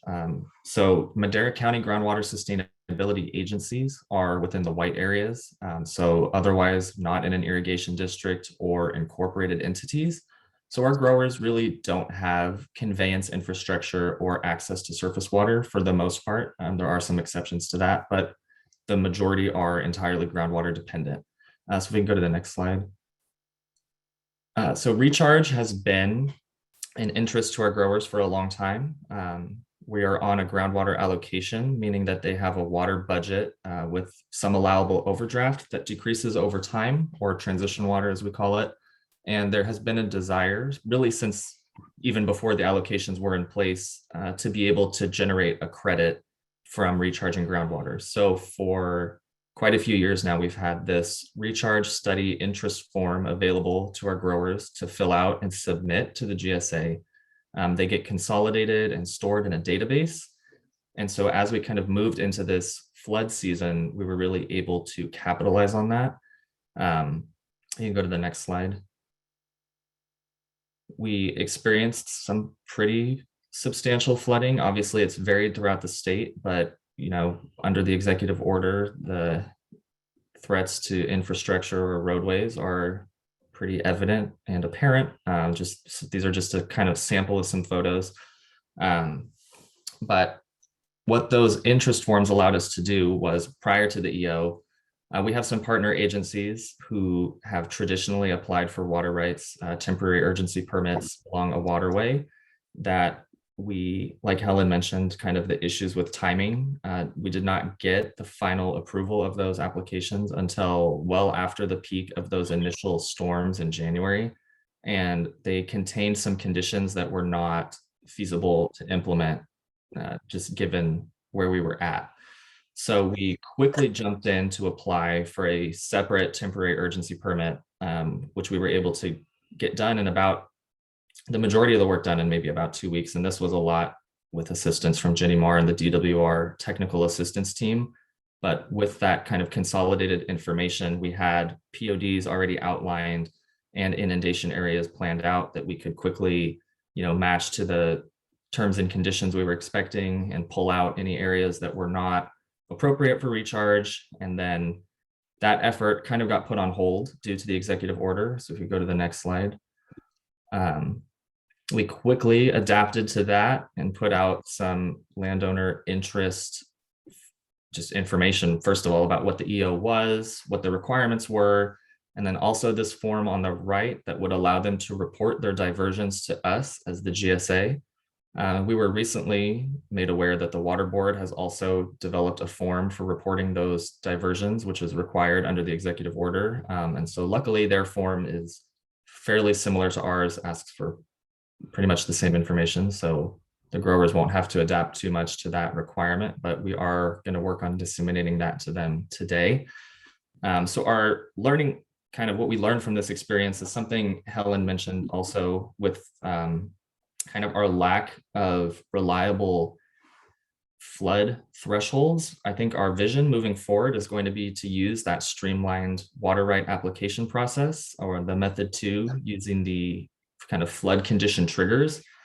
The setbacks there are that we're experiencing flooding at flows well below what our kind of adopted flood control plans say. So just as an example, we're experiencing flooding at 3,800 CFS out of one of our reservoirs, and our flood threshold is supposed to be 5,500 CFS. So it's a pretty substantial loss of channel capacity that we're experiencing, and there's not really a way to account for that within the current setup of the water availability analysis. And the 90-20 really is not a feasible approach for us, because we don't have stream gauges available to kind of make those determinations. We've worked a little bit at trying to locate some potential options, and all of them are kind of too far downstream from where our diversions would take place for that to be an appropriate option. So we're really interested in pursuing this kind of method 2 streamlined water availability analysis. The EEO has a lot of good things in it, and we think some of those could be translated further into that, potentially moving away from some rigid adopted thresholds and maybe allowing for a flood control agency or a local agency to make a determination that those flood flows are in excess of what the channels can handle and can be diverted.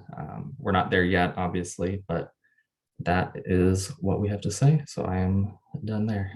Thank you, Sam. Thanks for bringing the wide area perspective and also the true details of the flood management challenges. Our last speaker is Jesse Roseman from the Almond Board of California. Jesse's the policy analyst in environmental and regulatory affairs for the Almond Board, and has been a major proponent within the Almond Board and amongst their growers of recharge for a number of years now, and formerly was with the Nature Conservancy and worked on wildlands and management in the Consumnes area. So some overlaps here as well. Jesse's going to talk, I think, about this coming snowpack and what we can do with this new snowmelt. Jesse, it's yours.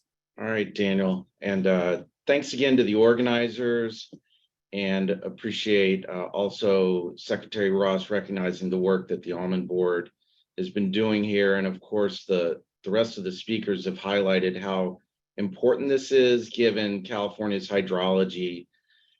We really need to take advantage of the rain. So when it's raining, let's do recharge. So next slide.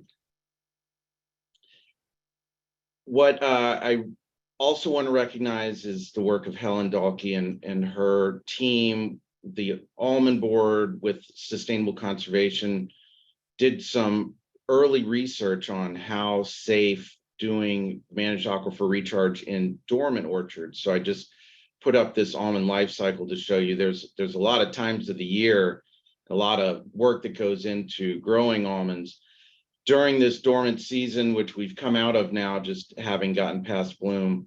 Helen and these other researchers showed the safety of applying additional water during dormancy. Next slide. So again, working with Sustainable Conservation, we developed an introduction to groundwater recharge, really to address a potential barrier to adopting FloodMAR more widely, which is really grower willingness. And good to see Madera County gauging grower interest. And we know that growers are willing to experiment and step up. However, one of the things we've seen this year, especially with this large snowpack, is applying water in dormant orchards is only possible for maybe a couple months, 2 to 3 months. So we need to have other options available. And we did in our guide talk about using basins. So next slide. Really looked at these 3 main methods: surface application to orchards, which is what Turlock and West were talking about in their pilot. We've also seen another option of applying it below the surface of the agricultural fields, often on the west side of the San Joaquin Valley, and then also basins or structures, and that can happen at various scales, whether it's at in irrigation districts like what Fresno Irrigation District has had for decades, or even smaller areas on farm where you may have high rates of recharge and might not be great for growing, or if you have to take some land out of production due to SGMA or other water supply restrictions, you could create a basin. Next slide.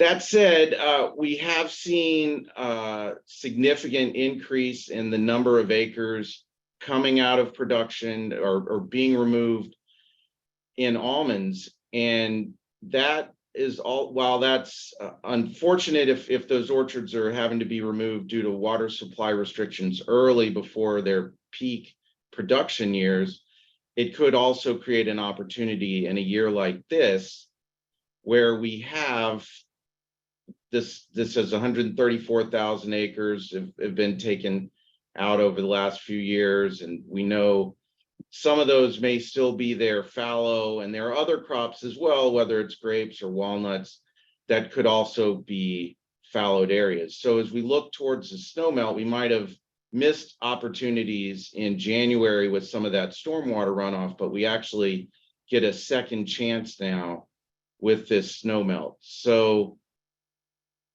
let's see, next slide. We, and again, working with Sustainable Conservation, worked on an article and really an opportunity alert for growers that may have fallow ground that they're not planning on using or replanting during this coming season.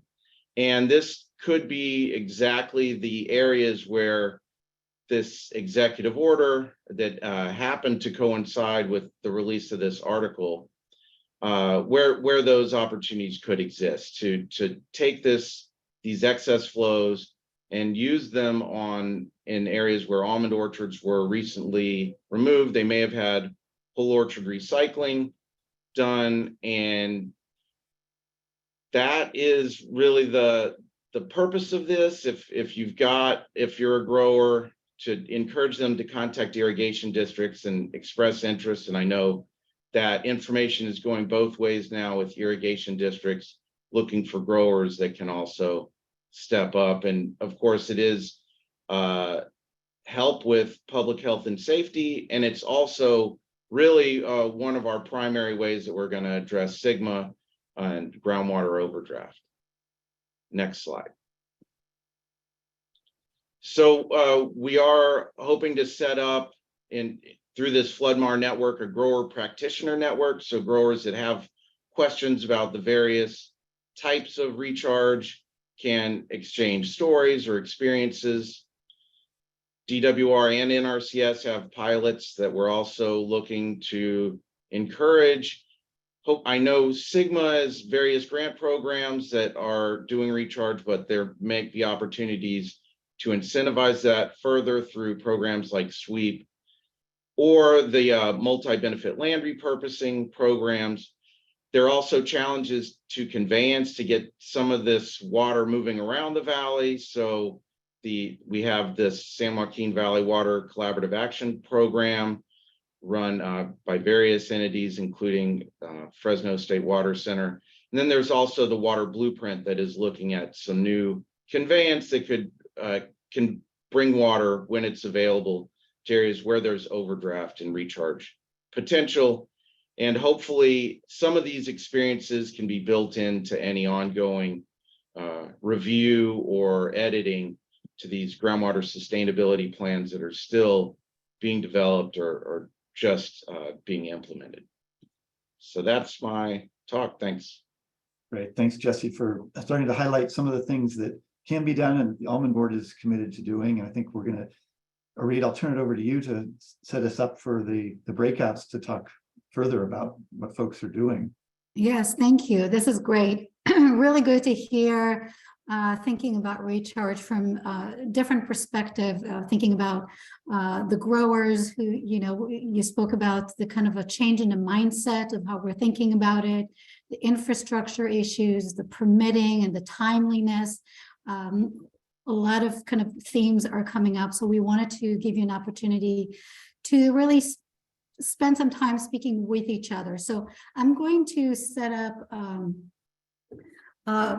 breakout rooms for everyone where you're all going to get invited to randomly to participate in small discussions for a few minutes, and asking you to think about, given the experiences shared, how are we thinking about promoting and supporting each other in ensuring that we're scaling up and increasing the recharge, especially as we think what's happening right now and how that's going to impact what is happening in our next winter season. And we want to capture your thoughts as you're having this conversation. So I want to invite you to add comments in a Jamboard. And I'm going to put the link there so you can all go on it. And I'm just going to do a very, very quick how to use the Jamboard. It's meant to be simple to use, so hopefully that works for you. If not, you can always add comments in the chat. The first thing at the top middle of the board, there is a counter, so make sure the counter that you're on the board that corresponds to your breakout room. So if you're in room 1, you use board 1. If you're in room 2, you use board 2, and so forth.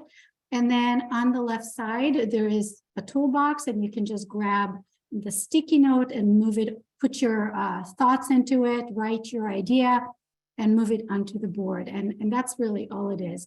So this is an unfacilitated discussion. It's just an opportunity for you to spend time with each other.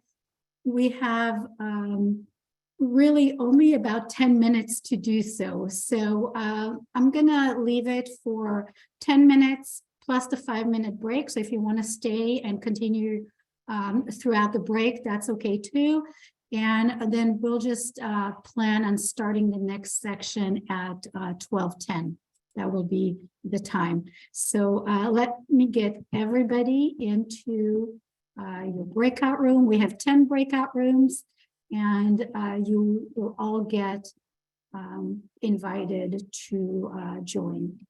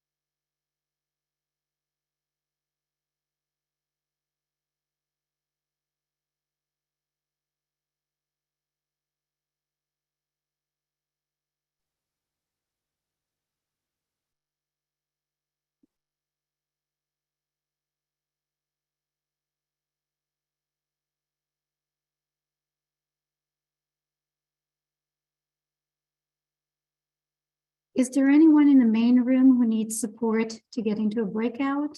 Just checking.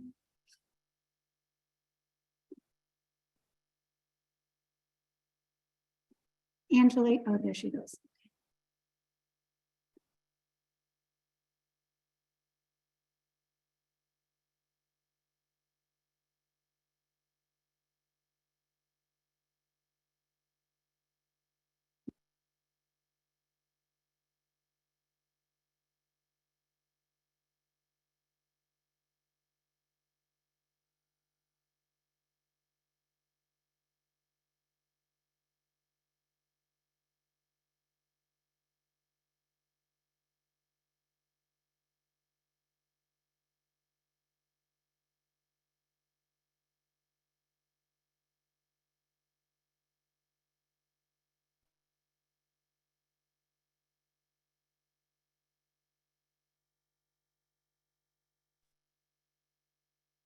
Hi, Annette. We're in a very short breakout for the next 5-10 minutes. Would you like to join a room?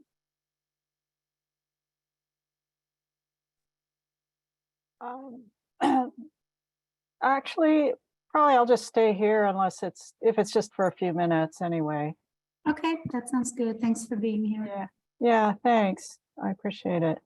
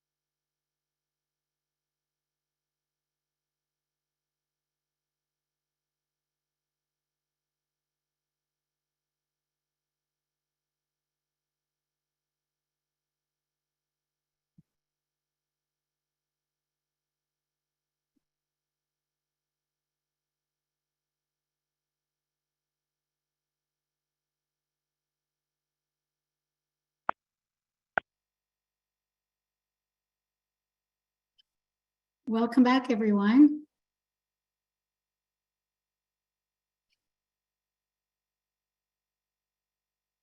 I'm just going to wait a few seconds for everybody to gather back in this main room. I hope that even though it was a quick conversation, that it was a good conversations, and hopefully you've also shared comments on the left some comments on the Jamboard behind.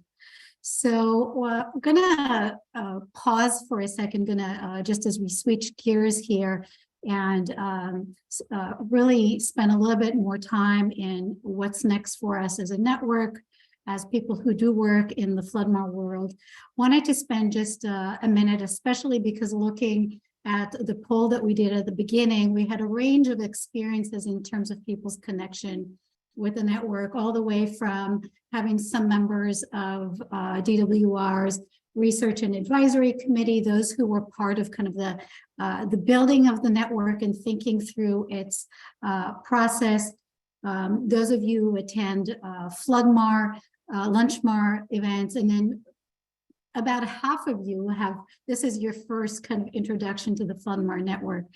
So I thought it might be good to just spend a second saying, you know, who we are as a network, and to say that we're all part of the network, right? Just by virtue of being a part of these conversations, anyone who's interested in engaging, learning, connecting, and contributing their experiences so we can expand our collective understanding as it relates to FloodMAR implementation is the network. We all engage in different ways, but it's all part of the process of learning and supporting each other together. And so while the network idea first came up through the Research and Advisory Committee work to advance some of the identified recommendations, in the past year and a half, we have grown to over 250 participants, people who just want to connect in some way with these conversations. And all of you represent diverse and important perspectives that kind of expand the conversation and the thinking around it. So all very important, and glad that you're here with us for this third part of the workshop to really think together and build those connections and partnerships. So since we have convened, since the network has convened, we formed a coordinating team that meets regularly to discuss emerging and pressing issues that the network members may be interested in engaging on. As a network, we share resources and FloodMAR related information. We formed a learning group, the FloodMAR learning group, to discuss the linkage between reservoir operations and recharge as two sides of the coin. And we have reached out to GSAs to learn what's on their mind as it relates to this, so we can be relevant in the work that we're doing. And importantly, I just want to highlight and celebrate the fact that we have a new website, and really want to invite all of you to check it out. It's in its beta form, and there is an email at the top where you can give us feedback on the website. And also, if there is a particular question or topic that you think that the FloodMAR network should be engaged on, please suggest questions and ideas for us to learn together about specific topics. So many thanks to our really very dedicated website development team. It's been a long process. We have Aisha Mazel with Sustainable Conservation, Yara Pasner from UC Davis, Meredith Global from Stanford, Jamie Cameron Harley from DWR, and we have a volunteer web designer, Bob Hollis, who kind of made it happen, made all our dreams come true. So really very excited about that.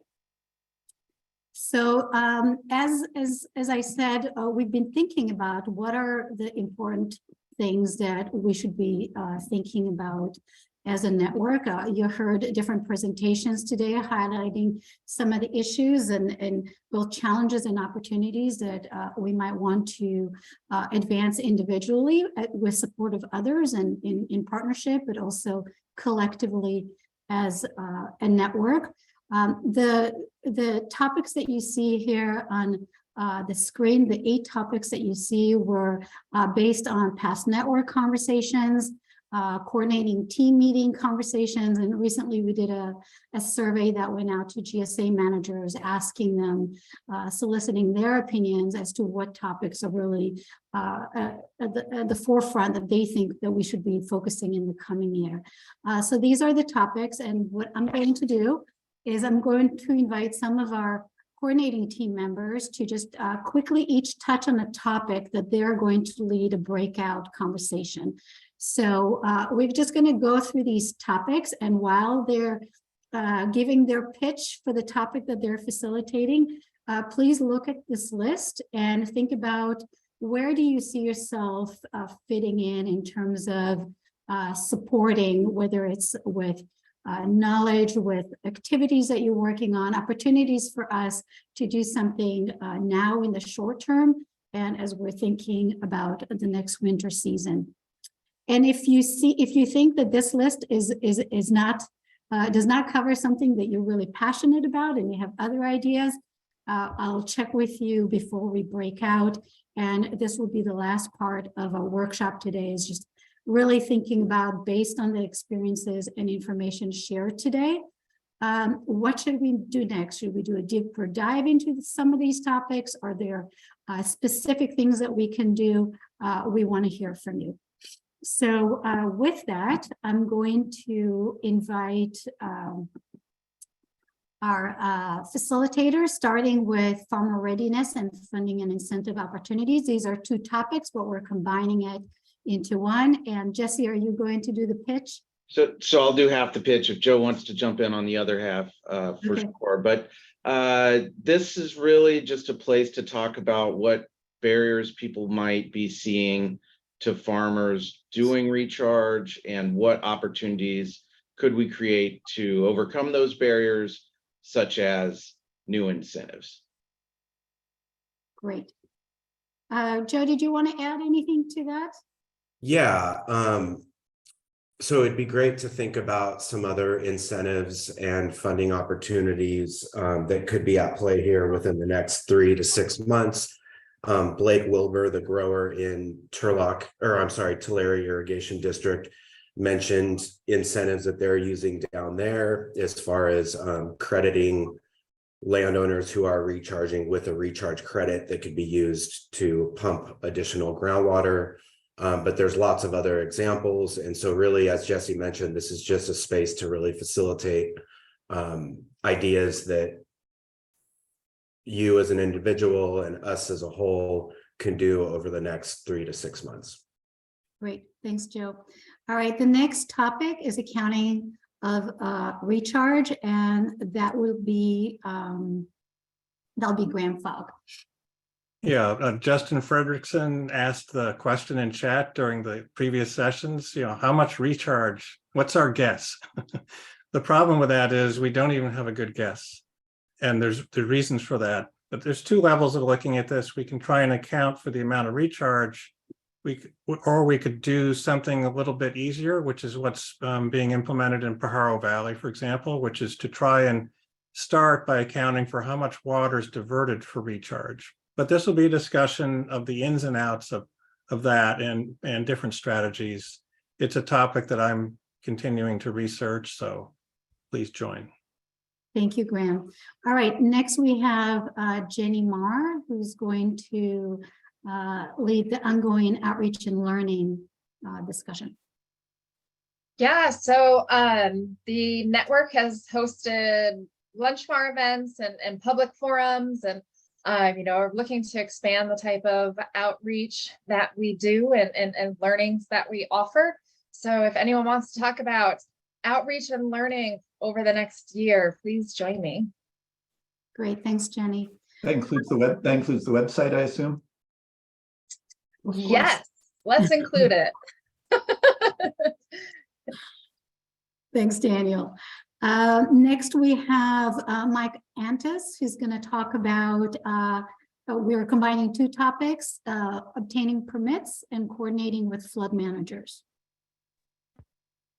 Is Mike back with us? I think I'm back. Can you hear me okay now? Excellent. Thank you.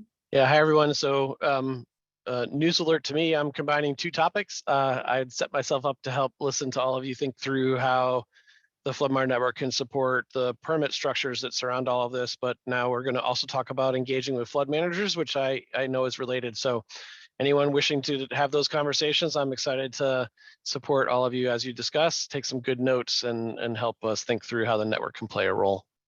Great, thank you, Mike. Next, we have learning from the recent executive orders to shape future policies, and we have Daniel Mountjoy and Charles Delgado. Charles, do you want to? Yeah, certainly. So as folks have referenced earlier today, this recent executive order and then the executive order preceding it, these are progress and these are new tools that we can use to kind of help capture these flood flows. But I think there's a lot more work to be done. And so the question for us then, as we talk this over, is what aspects of these executive orders are, what's needed, where could they do things differently, potentially either go further or perhaps maybe going too far in other areas. And then also an executive order is a means of getting at some of these solutions, but it's not the only means. And it could be that we should explore perhaps more lasting and institutional alternatives to carrying forward some of these changes to how we operate our water systems. So looking forward to that conversation and the ideas that this group has. Great, thanks, Charles. And then we have learning about instrument impacts, thinking about ecosystems and habitats, and we have Michael Founds and Emmy Merrill.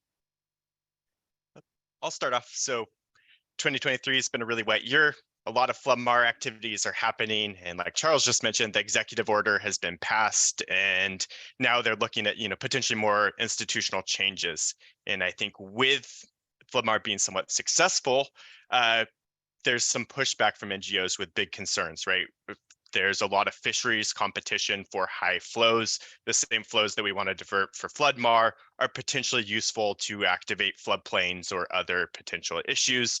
And I think there's a need for communication between NGOs and the FloodMAR community about, are there real impacts? How do we quantify those impacts? And how do we communicate with each other so we kind of understand what those are instead of kind of just saying, oh, this is bad, this is our water, this is our water. So I think Amy might have a little bit more to add. Yeah, I'll add that I'm just sort of another aspect of this blue box is how do we recharge on floodplains? How do we include sort of the recharge that we can get on natural floodplains to provide those multiple benefits for habitats and nature access and all of those other things, and how much recharge can we actually get from doing that where? And it can include also flooding areas that might be retired or lands that are just fallowed for years, several or single years, that can also be used for habitat benefits. So I think that as well as allaying fears and concerns and addressing them, we can also look at how can we use these opportunities to increase recharge in natural lands and natural floodplains. Great, thank you both. All right, so does anyone have another topic that would not fit into any of these buckets? Raise a hand if you want to lead another conversation. I don't see anything. So I'm gonna set up our breakout, and this is our discussion. We'll have 20 minutes. I'm putting a new Jamboard for tracking this conversation, and also the list of breakouts by number. So if you're interested in farmer and GSA readiness, that's breakout 1. If you're interested in outreach, breakout 2. So pick the breakout number that correspond to the topic that you're interested in.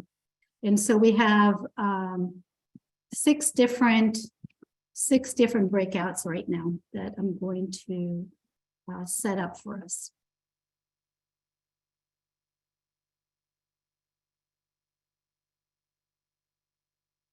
All right, so 6 breakouts, you should be able to pick the room that you want to go into.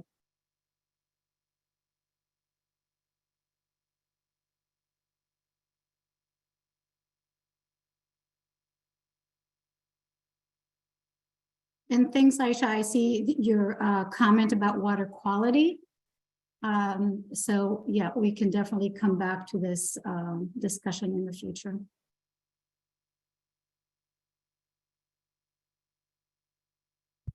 How do we get to the breakout rooms or?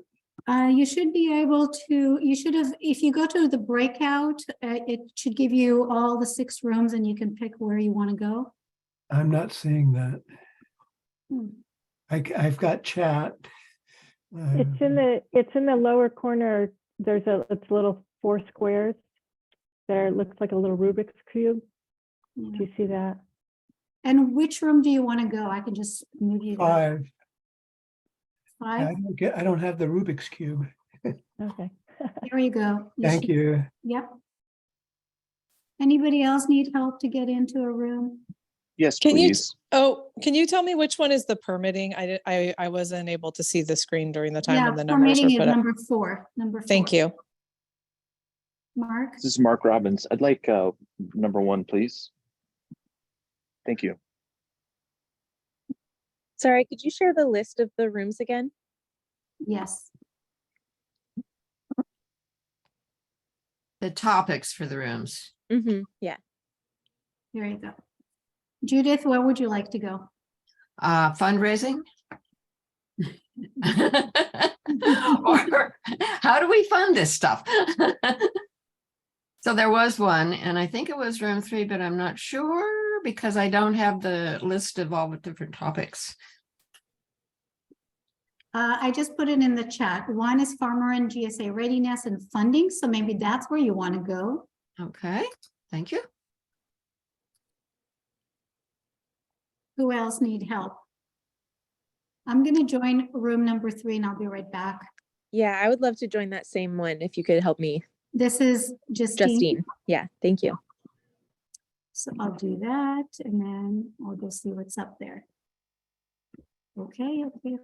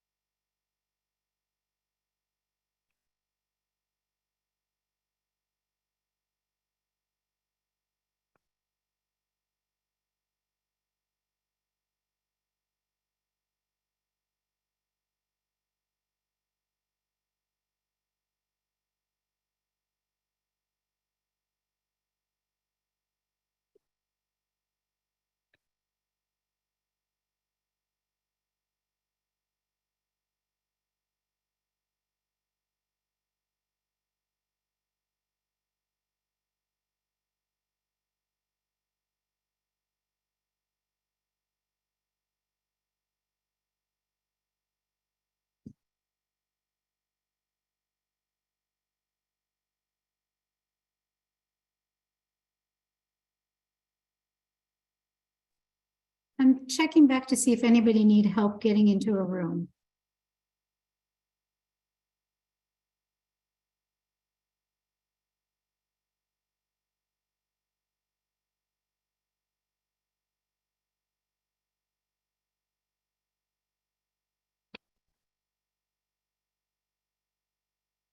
Will, do you need to get to a particular room topic that you're interested in? I think you should be able to hear me. I pushed 6. It said I was going to 6, but I don't know that I went to 6. Is that the in-stream impacts? The number 6, whatever that is. Yeah, okay. Let me see if I can move you there.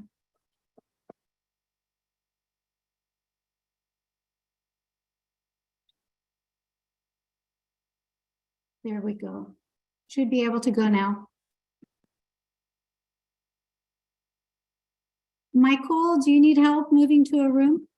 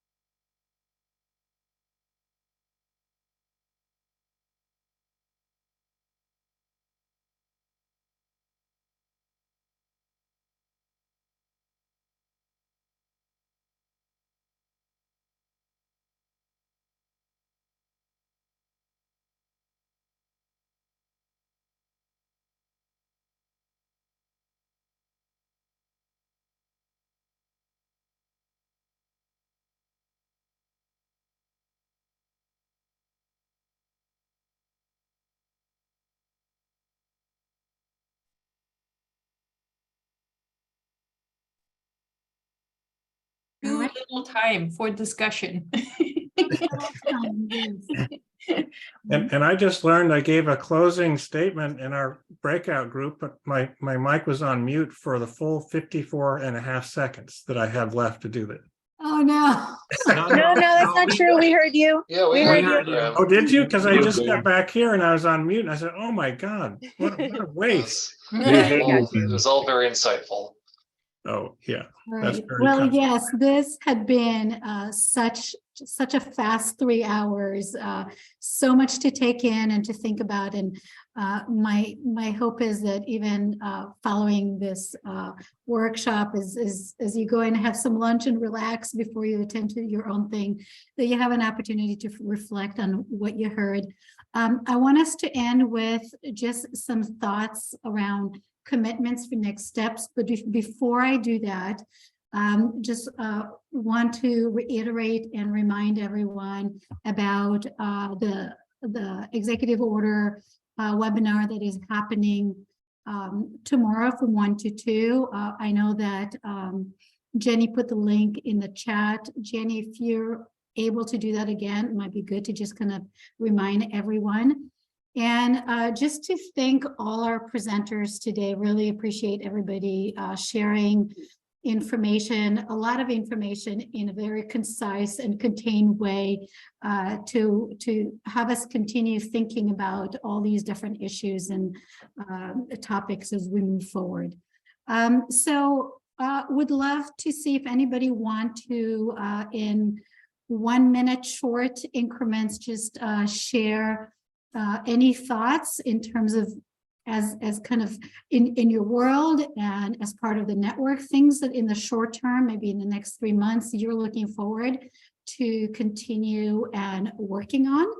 So would love to hear from you. We're going to look at the Jamboard later and kind of bring together all the information that you shared there and check with facilitators. But yeah, any commitments, use the hand raise or put things in the chat so we can track. Or Reed, a quick question on the Jamboard? Yeah. How long will the Jamboard be available to people? Because our group didn't really get the momentum going enough to fully utilize that. Can they go to it in the next hour or so and add something? Yeah, yes, it's going to be open for the next week or two. So if people want to continue and add ideas, feel free to do so. Absolutely. Right. I will follow up with an email with those links to remind people what they are. So don't worry about saving that.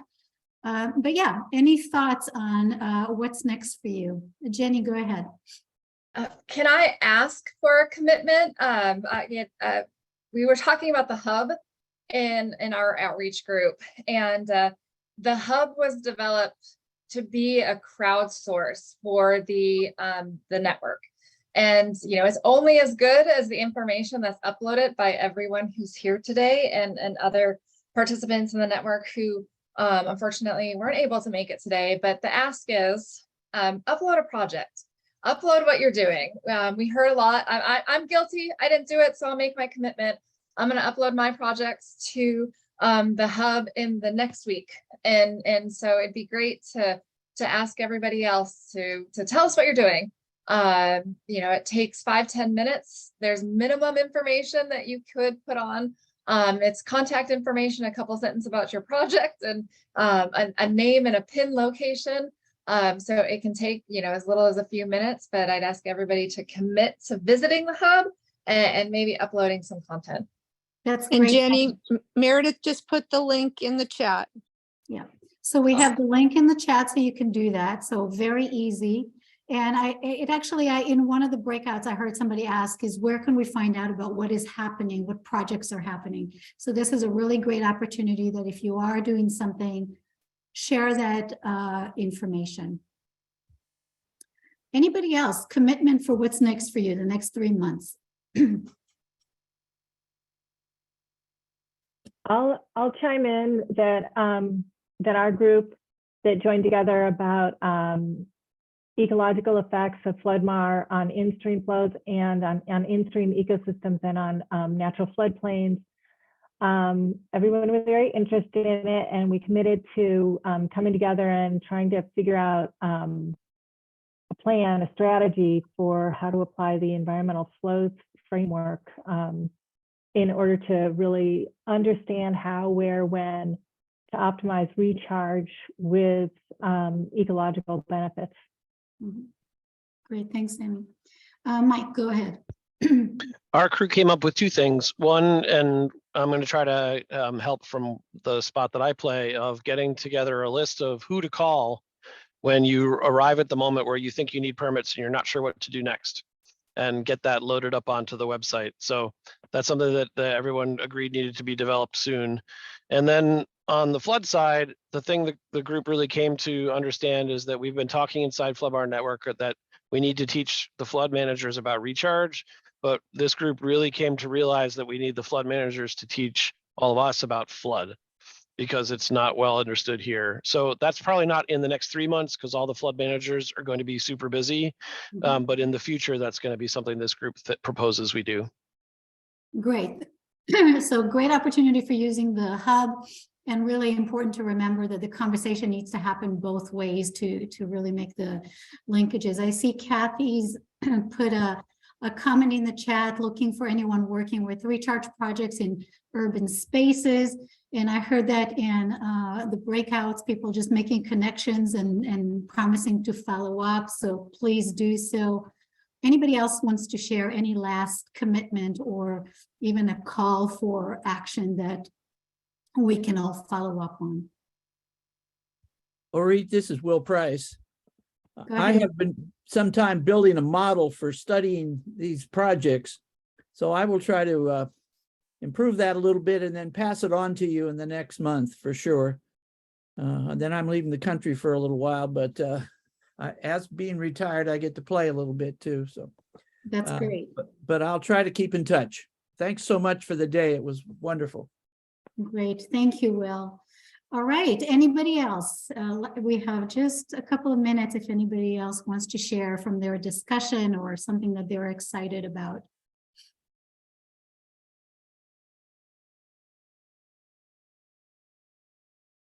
I hope I'm not being too much of a broken record, but mapping water quality issues and then making sure that our choices around recharge locations are informed by that and potential impacts to household wells is also a really important next step.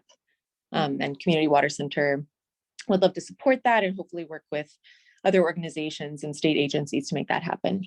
That's great, Justin. And I know Aisha put a note that that would be something that she would like to have further conversation on. So terrific. All right. And I see in the chat also and kind of another interest in having that conversation. So more on that.